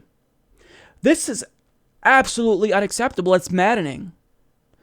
This is corporate fascism right here. That's what this is. This is a corporate takeover of the internet. Comcast and Verizon, they didn't create the internet. They don't get to create fast lanes or slow lanes. They don't get to turn websites into channels, as was the case with Portugal. So that way, if you are trying to buy internet, you have to buy it as if it were a TV package. So in Portugal, as you can see here, they don't have net neutrality rules, and this is what their internet looks like. If you want access to all of the internet, then you're going to have to spend more money and buy different types of packages. So if you want access to Uber, as with this example here in Mexico, you're going to have to buy different kinds of packages. And it's the exact same thing we see with TV packages in the United States. But Comcast and Verizon, since there is billions of dollars to be made in profits here, they're trying to do that with the internet. And it's not just that they can cut off portions of the internet and sell that as packages. It's that they now have the power to censor information, and they can make this about pay to play. So for example, if Comcast doesn't like that the Humanist report criticizes them, they can then say, you know what, you're not paying Mike to be part of this package. So if you want us to give our customers access to your website, you've got to pay us $10 million. And guess what happens? The Humanist report website goes down. We can't afford $10 million. If there is an organization that creates a website to rally against Comcast, they can censor that. Verizon can do the same exact thing. This is a complete takeover of the internet. And the internet is crucial for democracy. Without the internet, Bernie Sanders probably wouldn't have had a chance in 2016 because the mainstream media, they didn't talk about him. So we went to the internet to find out news about Bernie Sanders. But if these corporations like Comcast and Verizon get their way, they can censor information about candidates that would not do their bidding, that would actually harm their bottom line. So we have to sound the alarms about this. This is serious. We're facing the reality that net neutrality is most likely going to be repealed, but they're making it exponentially worse by not even allowing states to enact their own net neutrality laws. We are allowing Comcast and Verizon to completely take over the internet. Again, they didn't create the internet. It doesn't belong to them. They just give us access to the internet, and we don't want the internet to be bordered off into social media websites and video websites. The internet is the internet. We should be able to access any website we want to. Net freedom, net neutrality. They shouldn't be able to discriminate against websites that they don't like or that pay them or that don't pay them money. But that's what they want to do. So even if you are one of the lucky people in this country to live in a state that is not controlled by Republican crazy people and lunatics, even you might be screwed over by Comcast and Verizon because they're going to make sure that the next logical way to protect net neutrality doesn't come to fruition. It's a sad day in America, folks. This is a complete corporate takeover. And if you want to protest Comcast and Verizon by canceling your internet service, good luck. Because you're going to go there and say, I'm going to cancel and switch service. They're going to say, well, who are you switching to? And your answer is going to be no one, because you have no options. They have monopolies in many counties. No way to protest. Our hands are completely tied here. So as you all know, President Donald Trump is currently on a 2-week trip in Asia, and when he arrived in Seoul, he didn't necessarily receive the warmest welcome, and he was actually met with more than 100 protesters who were outraged at the fact that he endangered their lives by ratcheting up tensions with North Korea and constantly provoking Kim Jong-un. Now, as you can see from the photos here, these protesters, obviously, they don't want war with North Korea, nor do they want to be put in danger because the U.S. president, who they have no control over, who they didn't elect, doesn't know how to keep his mouth shut and won't stop saber-rattling against an unhinged maniac. But thankfully, it does seem as though Donald Trump may be listening to someone, perhaps them, because in his meeting with South Korea's president, Moon Jae-in, his rhetoric was noticeably less bombastic, surprisingly. So according to the New York Times, they report that President Trump, whose long-distance threats and insults towards North Korea have stoked fears of a nuclear confrontation, brought a message of reassurance to South Korea on Tuesday, moving to bolster an anxious ally as he came within 35 miles of one of the world's most dangerous borders. Gone were the threats to rain fire and fury on North Korea and the derisive references to its leader, Kim Jong-un, as Little Rocket Man, as Mr. Trump said he saw progress in diplomatic efforts to counter the threat from the North, adding ultimately it will all work out. After a day of private meetings and public bonding with President Moon Jae-in of South Korea, who was elected promising a shift towards dialogue with the North, Mr. Trump, who as recently as last month tweeted that direct talks were a waste of time, said on Tuesday that it would be in the North's interest to come to the table and to make a deal. And instead of threatening muscular preemptive action against the North, Mr. Trump said he prayed that using military force would not be necessary. I think we're making a lot of progress. I think we're showing great strength. I think they understand we have unparalleled strength, Mr. Trump said of the North during a news conference with Mr. Moon. Now, this comes just weeks after Donald Trump's administration signaled that war with North Korea was in fact imminent, because the White House told its allies to remove all of its assets from South Korea, which they usually don't do unless there's going to be war. So this is good. This development is absolutely good. I'm not going to give Donald Trump credit for this because, you don't get credit for putting out a fire that you started. But at the same time, I'm certainly excited to hear that he's toned down on his bombastic rhetoric. Now, here's what I'm also hoping, that Kim Jong-un, like the idiot that he is, doesn't do more to stoke the flames. Because, look, when you have two man babies who are in charge of countries with nuclear weapons, who are having a pissing contest, this isn't about them. This is about the innocent bystanders who have no control over either one of these people. I mean, South Koreans, people in Seoul, they are vulnerable when these two idiots go back and forth. So to hear that Donald Trump is toning down on his bombastic rhetoric and he's saying everything's going to work out, this is good. But again, Donald Trump is a very unpredictable president.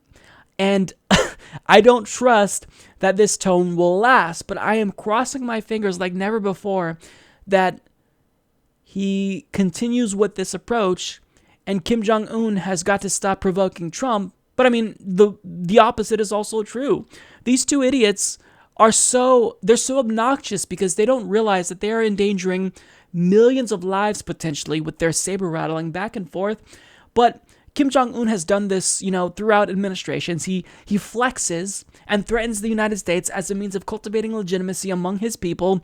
And Donald Trump he doesn't have the political astuteness to recognize that that's what he's doing. These threats are not serious from Kim Jong-un. He would probably never fire on Seoul or Guam or Japan unless he actually thought the United States was going to preemptively invade them or bomb them.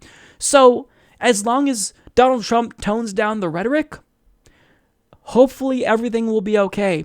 So if people have to stroke Donald Trump's ego and tell him that this is presidential, then go for it. Anything to prevent war, because this shit terrifies me to no end. When I learned about the story that the White House had signaled to allies in South Korea to withdraw assets, that kept me up at night, literally. Because war is serious business. I mean, a war with North Korea, the amount of destruction and chaos that would cause, the extent to which that would destabilize the world it's unthinkable. I can't even imagine that level of devastation in my head, and I don't want to. So this is certainly a change for the better.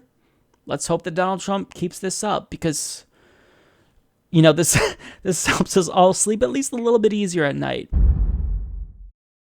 So as you all know, Donald Trump is currently touring Asia, and one thing that's a little bit odd about his trip is that he is, for some reason, lobbying for the TPP. So when he was elected, liberals and progressives like myself were rightfully saying, well, this is terrifying, but the one good thing about Donald Trump is that he'd most likely kill the TPP. Well, all of a sudden, the TPP is back, and Donald Trump resurrected it after killing it. So according to SV Date of the Huffington Post, he reports lower trade barriers, better protections for intellectual property, more banking transparency. Those were some of the provisions in the Trans-Pacific Partnership negotiated by the Obama administration that Donald Trump bashed on the campaign trail and then withdrew from days after becoming president. 10 months later, as Trump heads to Vietnam during his trip to Asia, the White House says it is hoping to achieve these goals: lower trade barriers, better protections for intellectual property, more banking transparency. Senior Trump administration officials, speaking on the condition of anonymity, defended the move as consistent with Trump's desire to have multiple one-on-one trade deals with countries rather than a single agreement like the TPP, which included a dozen nations. Trump's own experience before he was in politics gave him a very firm conviction that on a bilateral basis, he would be able to achieve higher standards and better terms for American workers and for American business, one official said. Okay, so first of all, I do take issue with the way that this article characterizes the Trans-Pacific Partnership, because it says that it was only about, lower trade barriers, better protections for intellectual property, and more banking transparency. But to suggest that that's all that was entailed with the Trans-Pacific Partnership, well, that's a gross oversimplification, because this agreement was much more terrifying and Orwellian than that. If you all remember correctly, Obama's administration wouldn't even allow us to see the deal, and he wanted it fast-tracked through Congress with a simple yes or no vote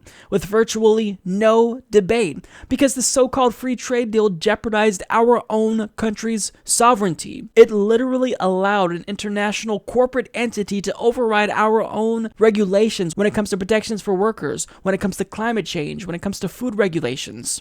So even though this article frames Donald Trump's newfangled support for the TPP as some kind of tacit admission that he was wrong and Obama was right, what this really tells us is that Donald Trump actually liked the TPP. He just didn't like that it was a multilateral agreement, and he wanted to enact the TPP on a bilateral basis with multiple countries. But by disagreeing with the TPP on a technicality, and presumably disagreeing with it on the basis that he doesn't think this should be a multilateral agreement, he was duping over people who thought he was against the TPP. He was pretending as though he cared about workers and he didn't want this deal to ship more jobs overseas, as it inevitably would have, but he was just being disingenuous, because even though he was technically against the TPP, again, he supported it just on a bilateral basis. Now, part of the reason why he is suddenly pushing for this on his trip to Asia is because presumably, well, he was always in favor of the TPP and was just being disingenuous about it, but most of all, is that he's kind of being backed into a corner, because the 11 other countries that President Obama was negotiating with, well, they're now kind of coming together without the United States, and they might still sign the deal anyway, and Europe might step up to fill that void that the United States left. So he's kind of thinking, well, I kind of want in on this. But instead, he's trying to make this about, a bilateral trade agreement. So it has all the same provisions as the TPP. It hurts workers, makes it so that way corporations can override our sovereignty, but it's not multilateral. It's just on a bilateral basis. So the one thing about Donald Trump and his administration that was a positive, now completely invalid.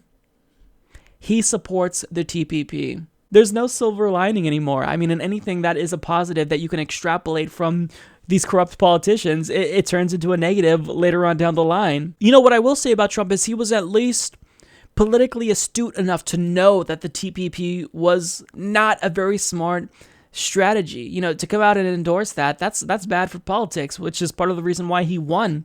And Hillary Clinton, she didn't come out enough against the TPP. She kind of had this tepid opposition, that she took to the TPP, and none of us believed that she would actually not sign the agreement.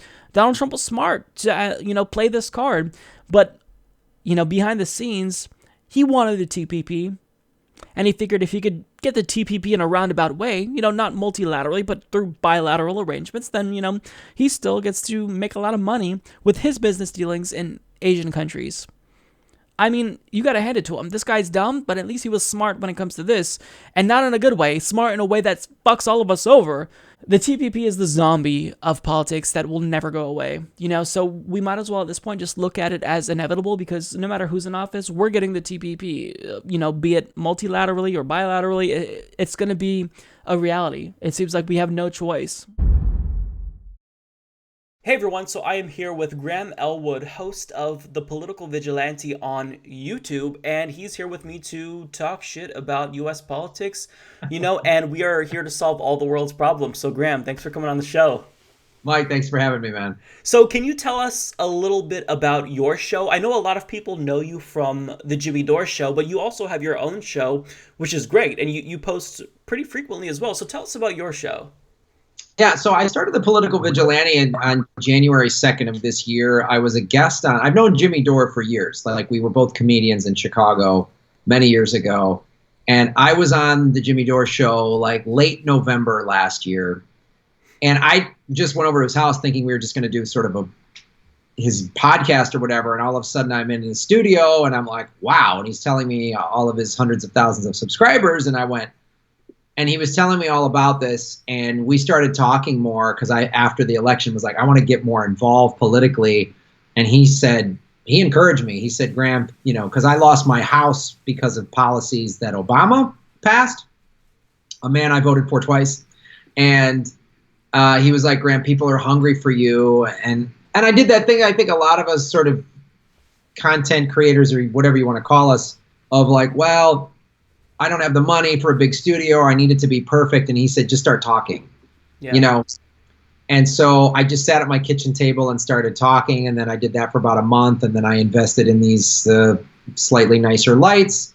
And that's a photo of Batman. That's where I come up with the term political vigilante. And I put a little blue light on it. So I just got inspired by what he was doing, and then I started seeing like your show and Kyle Kalinske and Sane Progressive, and watching TYT, and just sort of seeing that, oh wow, there's this whole community of independent media folks and progressives online, and I loved it. I like it. It's you watch the corporate media, as you know, and it's so full of shit that And I watched, these shows, and I'm like, even if I don't agree with everybody, I know they're not bullshitting me. Yeah. And that's the thing. Jimmy said this to me, and I'm sure you know it as well. Like, people respond to authenticity on YouTube, my show's real simple right now. It's just me like going over an article or a topic and sort of giving my opinion and my take on it. But in 10 months, I went from 164 subscribers to over 5,000. That's awesome. Congrats, by the way, because I know you just passed that landmark, too. Which is really awesome. And I did it, and I have a little Patreon community, and we've got bonus content. And I love being on Jimmy Dore's show. I love being on Aggressive Progressive. And in fact, I'm going to go be on his show tonight at Flappers. And I've met amazing people, Ron Placone, I didn't know. And some of the people over at TYT, and even people I haven't met in person, but just watching what they're doing, like Jordan Cheriton and stuff like that, is just it's inspirational, because I'm sure you know this. You watch the news today and you can kind of go, oh, we're done, it's over. Like, yeah. One thing that's been bugging me about the mainstream media is the so-called liberal channel, which is supposed to be for us, for liberals, MSNBC. There's a blackout on net neutrality, and the one time that they covered net neutrality, completely botched the coverage. So this is why I think that people like Jimmy Dore, they always tell people like you who are thinking about getting into the game and, you kind of are wavering back and forth. The more people who are doing this, I think the better off we'll all be, because we're not in this, for any other reason than to get the news out there and to inform people about things that the mainstream media doesn't talk about. But I mean, with all of us, we don't have hundreds of writers. We don't have people to plan what we talk about, and all of us can't cover everything. So I always tell people, if you are asking why I didn't cover topics X, Y, and Z, we've got a lot. Join us and do your own news show. It literally just takes a webcam or even a phone now. So yeah, I think it's great. And your show it's fantastic. I like your commentary. You have something that I think is that that resonates with all of us, basically. And I think that's why you're doing so well and you're so successful in your show recently. Well, thanks, man. It's so amazing. And I've been in podcasting for a while. I did a documentary about it called Earbuds, and I helped create the Los Angeles podcast community, podcast festival. And we created a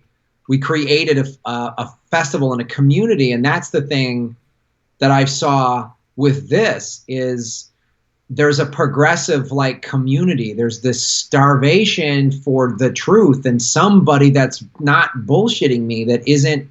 So it's really, I really dig that. And I'm sure this happens with you as well. Like, I've learned as much from the audience as I've taught them, like they've, oh, Graham, do you know about this? No, I didn't. And you should watch this. And I've learned about a lot of great independent news outlets, like the Real News out of Baltimore, and just really cool. And learning about people like Nina Turner and Tulsi Gabbard, and really helping. And what I really want to do is get people mainly on the left who are neoliberals and don't realize it. Yep. Or apologists for the establishment. To wake up. Yeah.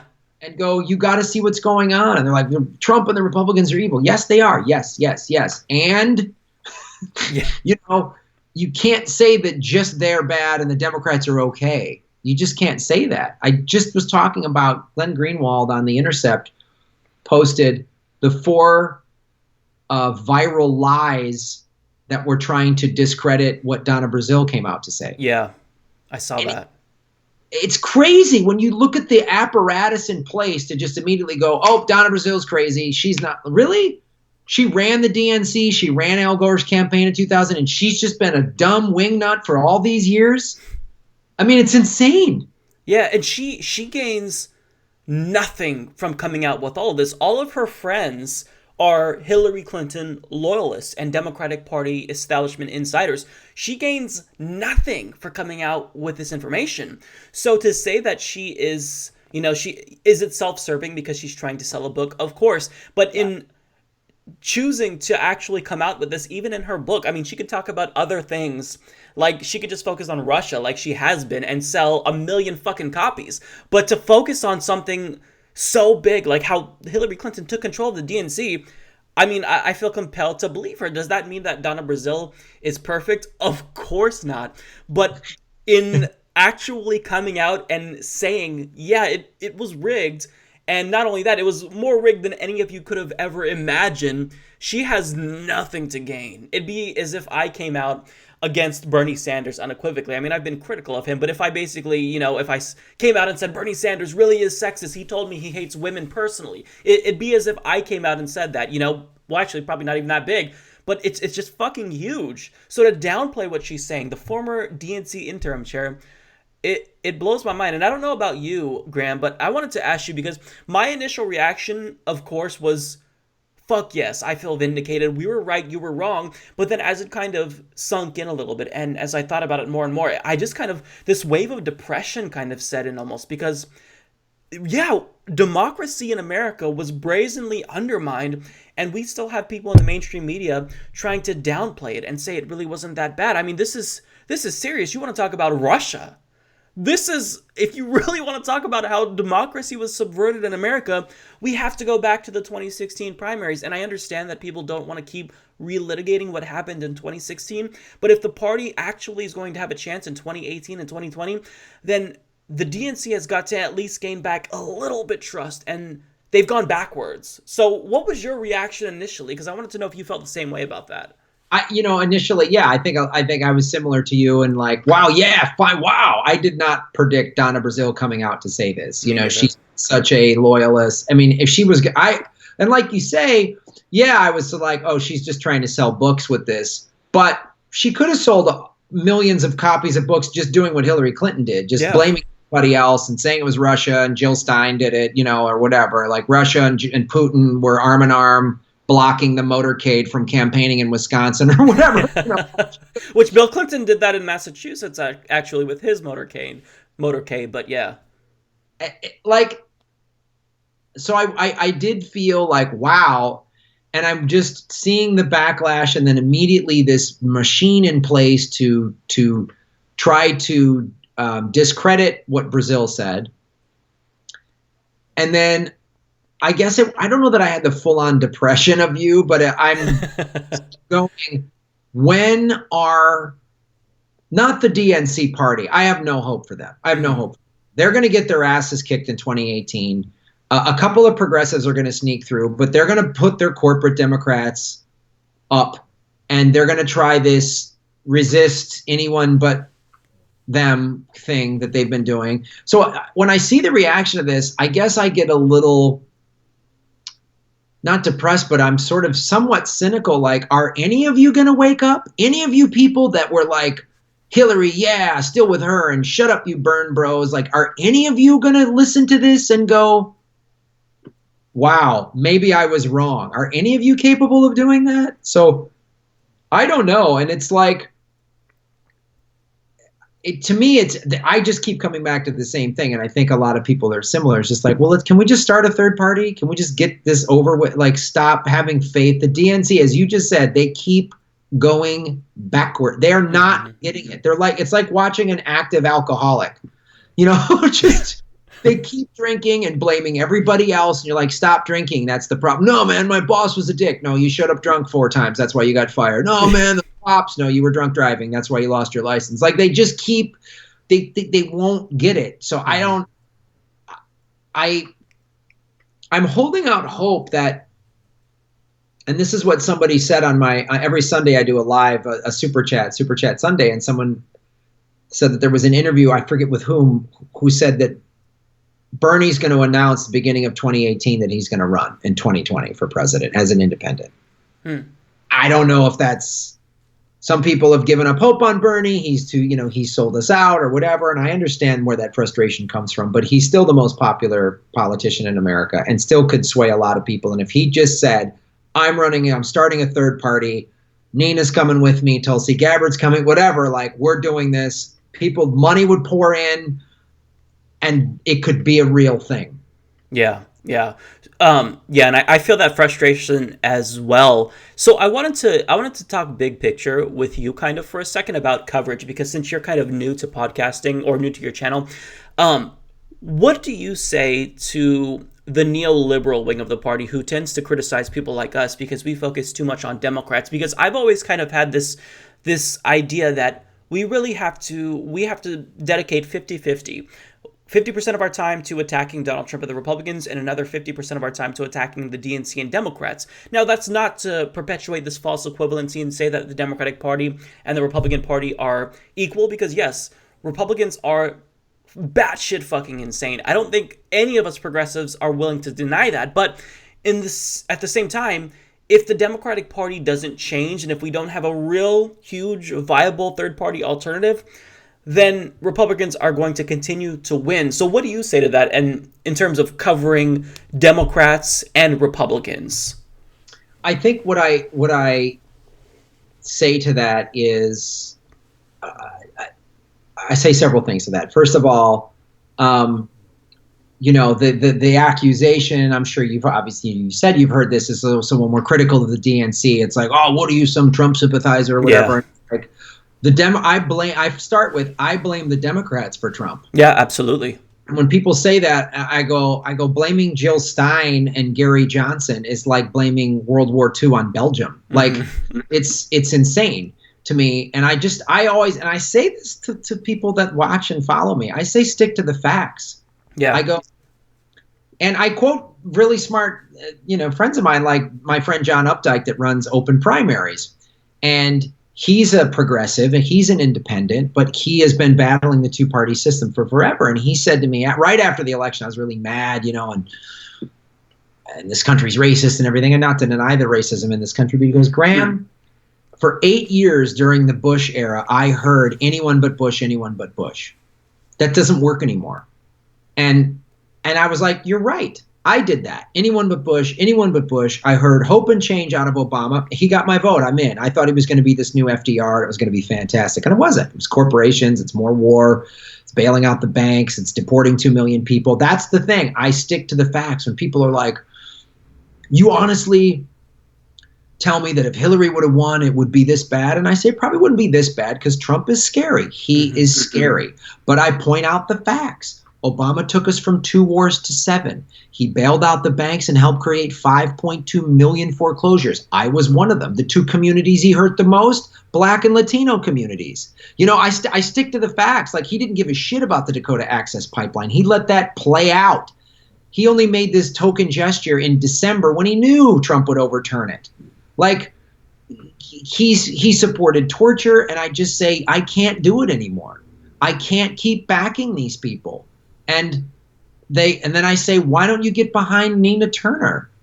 Oh, I don't know. Like, I point them in a direction. I go, here's what I want. I say, I start a lot of them. I say, we probably agree on the same thing. I said, would you like $15 an hour? Would you like universal health care? Would you like free college tuition? Would you like to end all these wars? Yeah. Well, here's how you got to do it. Get away from the corporate Democrats.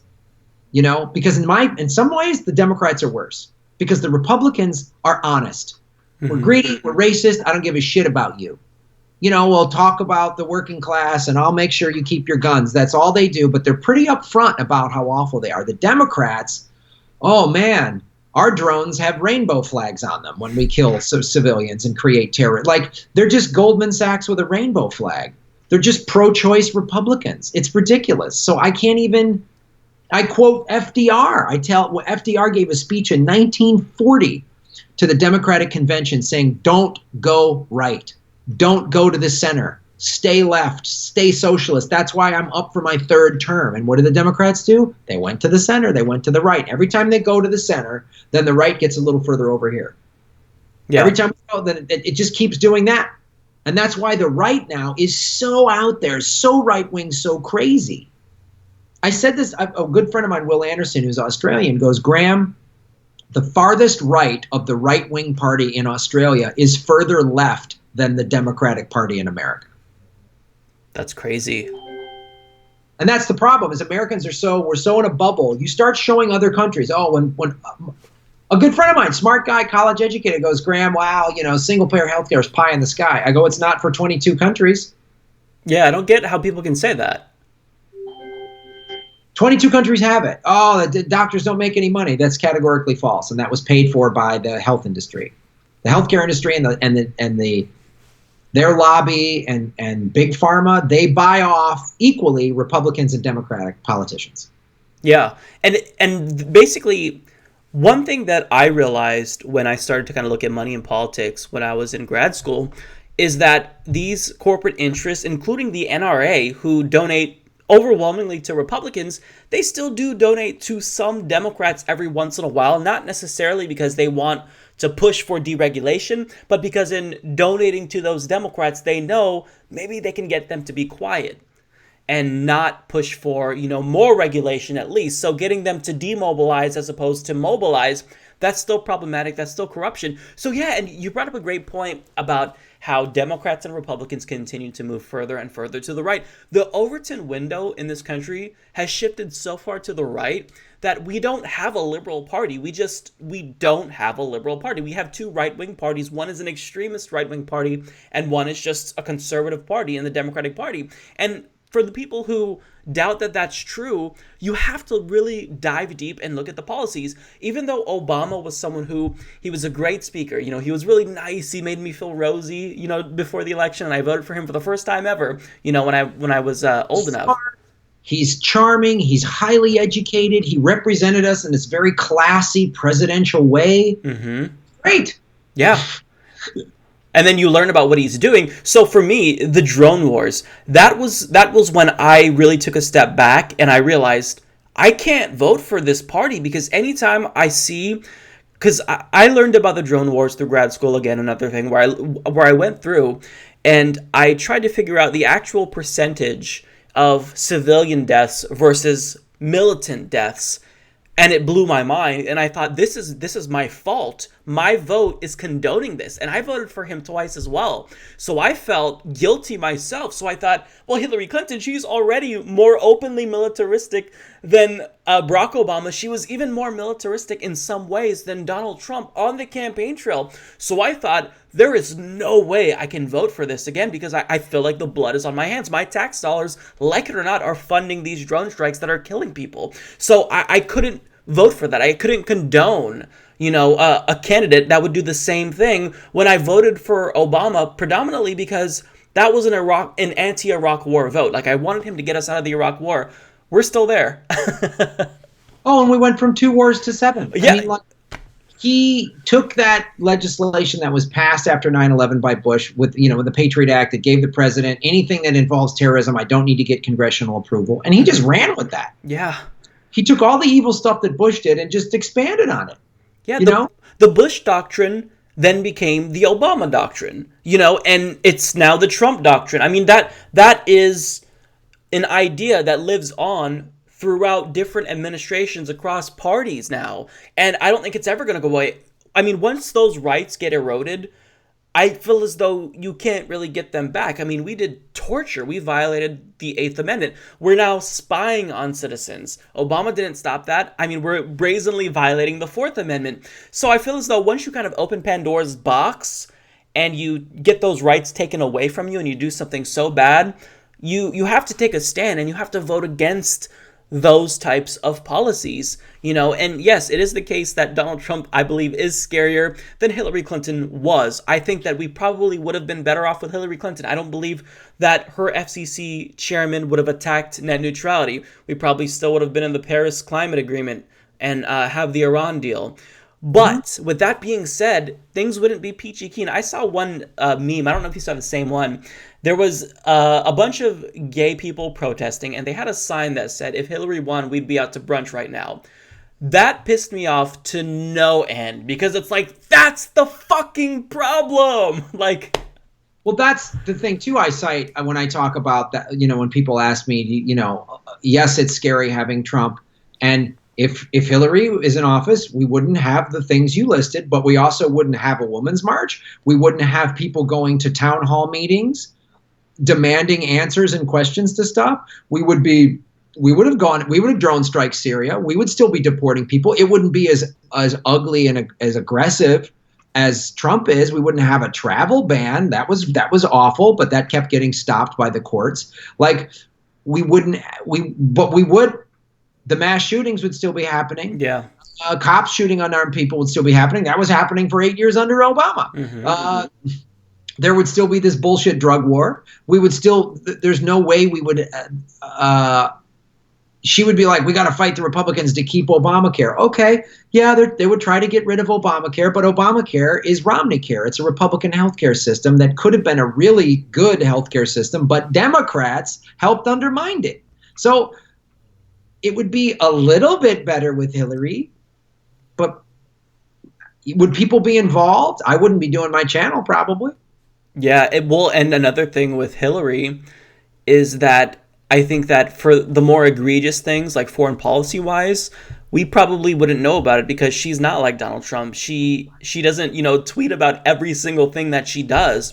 So, and of course, the Supreme Court is another huge thing. Yes, we would have Merrick Garland, who, even though he's a centrist, he is better than Neil Gorsuch. So the Supreme Court is another huge thing. But what we're asking for as progressives, it's not crazy. I mean, the policies that we're asking for, even though we're referred to as fringe, I don't know if you've been called fringe, I've been called fringe and a radical, they're all majoritarian. If you look at public opinion polls, single payer, tuition-free public colleges and universities, legalizing marijuana, raising the minimum wage, these are all supported by most Americans. So why are we fringe to demand that the Democratic Party, which its name is Democrat, therefore you're supposed to represent the people, why are we the fringe ones to demand that they fight for policies that everybody wants them to fight for? It blows my mind, honestly. I don't see why what we're doing is so controversial and offensive to neoliberals. Oh, well, how are you going to pay for it, Mike?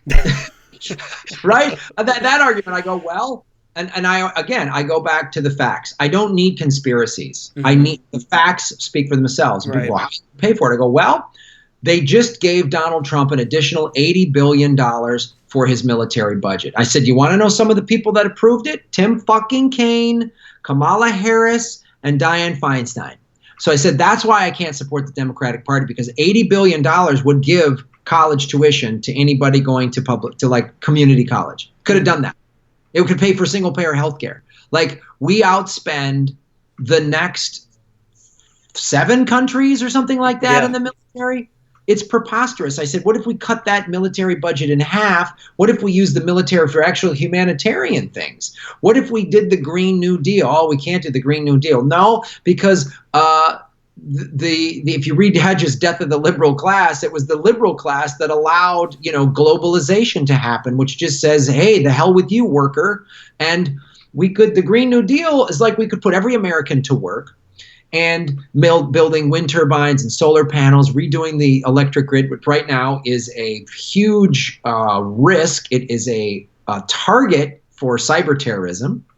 And we could put this whole country to work. And real progressive, if the Democrats were a progressive populist party, they would never lose. Mm-hmm.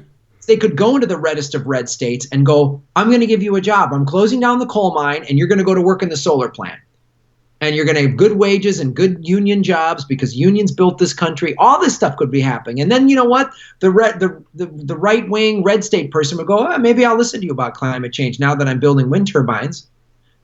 Maybe I'll listen to you about equality and diversity. Maybe I'll analyze my racism. I grew up in an all-white community. Maybe I'll do that. But when you tell them you're dumb, you're deplorable, you have white privilege. So I'm third-generation coal miner. My family's poor. There's an Oxycontin epidemic in my town. There's people in jail and dying, and you're telling me I have white privilege? Yeah. And then you're wondering why I go, the hell with you. I'm going to vote for the wingnut. Right. They're demonizing people who don't need to be demonized. And it's not just that they're demonizing potential Democratic Party voters. I mean, we both know firsthand they demonize progressives for arbitrary reasons. If we don't support... who was it? I'm trying to think. Oh, it was Donna Brazile, actually, just a couple of weeks ago, where we were against her being on the Rules Committee. What was the the line against us? Oh, we're racist and sexist, and somebody in the DNC clearly planted an article or a story in BuzzFeed saying, well, progressives, it's not just Donna Brazile. They're trying to ouster other women of color as well. So that's what they do, because they don't really have anything. And when it comes down to it, they claim that they're a party that we should vote for because they look out for the disadvantaged groups in the country. Now, if that's all that they did, then I would say you need to do more, but still, that's great. I can get behind that at least, but they don't even do that very well. The one thing they claim to do well, they don't. It's funny. I was just about to do a video, and there's an article written by Steve Phillips in The Nation, and it's entitled "The Obsession with White Voters Could Cost Democrats the Virginia Governor's Race." And he is a guy that he's a civil rights lawyer, and he wrote the book Brown is the New White: How a Demographic Revolution Has Created a New American Majority. And it's a great article, and it goes into how the Democratic Party, which, as you just pointed out, keeps claiming, oh, we're for people of color, and they're not. Mm-hmm. They're not. I know so many people that were like, no, they like a guy I went to high school was like, man, Obama, when he was on the cover of Time magazine as the first gay president, when he passed gay marriage, which was a fine thing. I was very happy that happened. But he said, yeah, they might as well call him a gay president because he hasn't been a black man. He hasn't helped my community at all. Yeah, he's a black guy. And he was like, this is, and so the Democrats, and what this article in The Nation I just went with is all about. This guy's going, the Democrats keep just saying, oh, we got the black vote lined up. And this was the lowest black turnout in 20 years, this last presidential election. Well, because. Oh, go ahead. Yeah, you don't ever hear Democrats even say the words Black Lives Matter unless it's an election season, which is odd to me because police brutality against people of color, this isn't a new phenomenon. This has been going on for decades and decades and decades that we are actually beginning to know about because of, Well, anyways, we learned about it more so like before I was born because media changed. It wasn't just radio, it was pictures and images and whatnot. But I mean, this is not a new phenomenon. People are mobilizing and that's what makes it seem new. But this has been going on forever. Why haven't they addressed it when they had a majority? They had a supermajority. Why didn't they address it? And when it comes to Obama, being the first gay president, it was the Supreme Court that did, in fact, outlaw bans on marriage equality. Obama had nothing to do with that. And even though, to his credit, he was the first sitting president to ever endorse marriage equality, he didn't do that until the polls flipped. Hillary Clinton was one of the last people in the Democratic Party to endorse marriage equality. So when her daughter was getting married, Chelsea, she still thought that gays shouldn't have that same right. So I'm saying, with friends like these, who needs enemies? Because they are not willing to really take a strong stance in favor of these groups. Now, are they better than Republicans? Of course that's the case. But if you're going to be an ally and you're going to basically run on being an ally to marginalized minorities, then you better damn well fucking be the best ally ever. But they're not. And it's so frustrating because all we see on any issue for Democrats is milquetoast liberals. That's all that they can be. It's just tepid. Well, we're standing up for the working class. We're standing up for the marginalized minority. We're standing up for women of color. But you don't really talk about them and claim to be an advocate for them unless it's an election season. But when the elections go away and the media is not paying attention to you as much, what are you doing? Yeah. Nothing. What are you doing? Yeah. They just... Yeah, it's all lip service and it's all platitudes with that party. And they all just hashtag resist, and they're not really doing it. They're not really voting for it. I mean, we saw it in California. We were trying to get single payer health care here in California, and Democrats voted it down. Anthony Rendon got rid of it. I mean, and Governor Brown, who was like, oh, how are we going to pay for this? Really? We have the 6th largest economy in the world. We can't.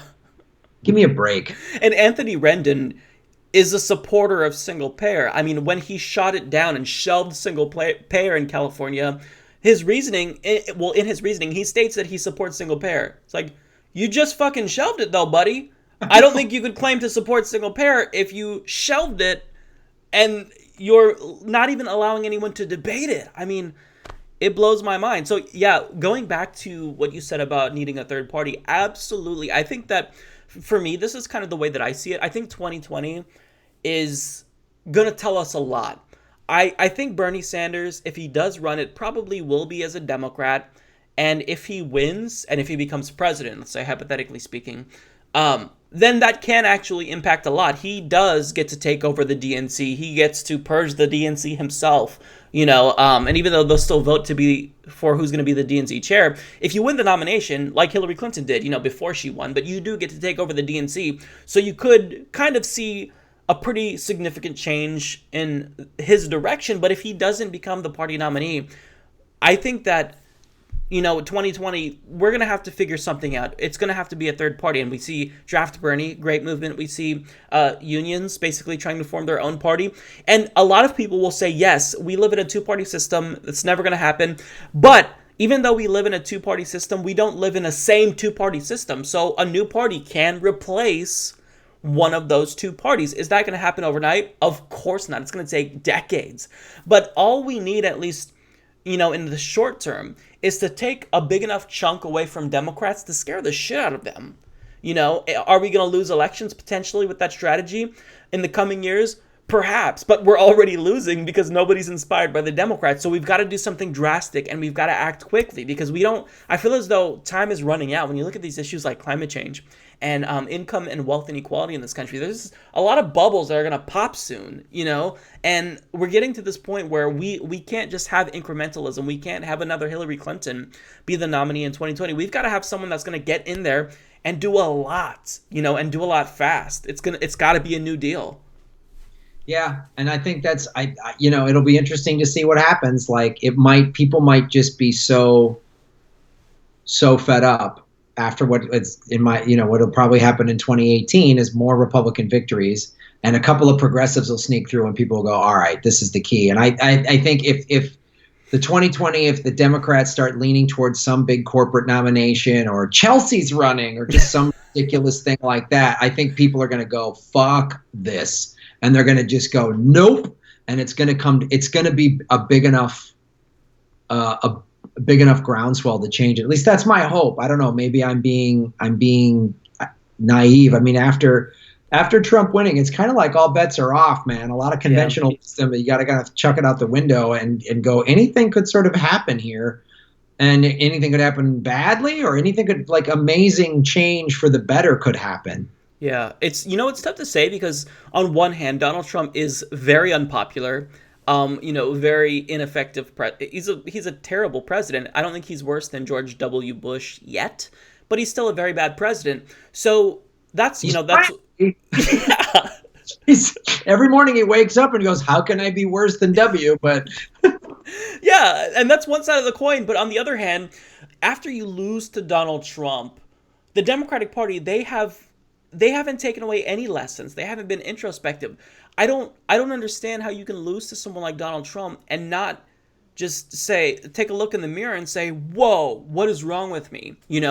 And they haven't done that. They haven't been introspective. So yes, Donald Trump sucks. But on the other hand, Democrats, they haven't gone in the right direction. They haven't embraced progressives. They haven't tried to do anything to heal the divide on the left and the center left. Because regardless, if a lot of the Hillary supporters, they're neoliberal, they're centrist. I mean, we still do, as much as we don't want to admit it, progressives and neoliberals, we do form a political coalition that is necessary to defeat Republicans. And at this point, we hate each other so much for good reason. Well, we have a good reason. They don't, but I'm biased. That I don't know how we can ever, defeat Republicans again. So I don't know. It's like we're watching a movie that's really exciting, but it's not a movie. It's real life, Yeah, it's interesting, man. You bring up all great points, and I don't know. It's hard to say. It's hard to come up with any sort of prediction that, like, feels like it's going to stick. I don't know. I don't know. It's really, there's so many things. Some people feel like everyone on the left is so fractionalized, as you said, and not getting along. I think what needs to happen is you need somebody to either form a third party, or the Green and the Libertarians join forces, or some big billionaire gets behind the Green Party or something like that, or somebody, I don't know, like Mark Cuban, or I'm just pulling a name out of the air, but like something like that just goes, boom, here's a bunch of money, and I'm pulling in all these heavy hitters, and I've got money for Nina and Bernie or whomever, and like, we're going to go. And like, it might be something like that, because there was this little party called the Republican Party, and they were too small for the Federalists. And this guy named Abraham Lincoln, with his crazy ideas, came in, and the Federalist Party, I believe, went out of business. Yeah. So anything can happen, man. Yeah, it's all up in the air, and that's why we are here to kind of just observe what's happening and, give our take on it, because there's a lot happening. It's news stories are going by so fast, at the speed of light, and trying to analyze, what's happening. It's like trying to hit a moving target, because there's so many different moving pieces that it's really difficult. The situation is complicated, which is why we need more and more people to create YouTube channels. Even if you don't have a studio or a set, just turn on your camera and you're now a commentator, because we all have opinions and ideas. I'm not an expert. There's nothing that makes my opinion better than anyone else's, because I have people who watch me. We all have insight, which is why I think that, the more people doing this, the better. So before we leave, can you tell us where to find you on Twitter and YouTube, and if you have a website or anything like that? Yeah, so if you go to GrahamEllwood.com, you can get access to all my social media, which is at Graham Ellwood. It's GrahamEllwood. So go to GrahamEllwood.com. It links you to all my social media. It gets you to Political Vigilante, which is my YouTube show, and my podcast, and my other podcasts, and the movies I've directed, and tour dates, and all of that. So just go to GrahamEllwood.com. And then like and subscribe to my YouTube channel. The Political Vigilante. Yes, sir. All right. Well, thanks so much, Graham, for being with us. Thanks, Mike. Well, that is all that we have time for today. Thank you so much to my guest, Graham Ellwood. Also, check out the second episode of Establishment Exiles with David Dole. It was a great show. So yeah, we'll go ahead and end it right there. As usual, I want to send a huge thank you to all of our Patreon and PayPal contributors. You guys help the show not just survive, but also thrive. Thank you all so much. We couldn't do this without your support. Lots of topics I couldn't get to this week. We got primary challenges for Claire McCaskill. We got another primary challenger for Dianne Feinstein. Big news, but there was so much. It was really difficult to plan this episode because there's a lot I wanted to talk about, and I already crammed as much as I possibly could, which I'm going to regret later because this is, it's a lot. Putting out this episode and producing each segment and editing it, it's a lot of work. So hopefully you guys see the value in what I chose to talk about. But anyways, I will end there. Thank you all so much. I will see you next week.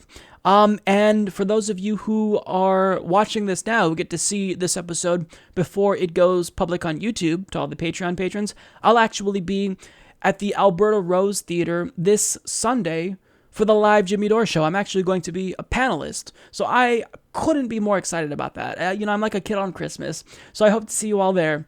So take care. Have a great week.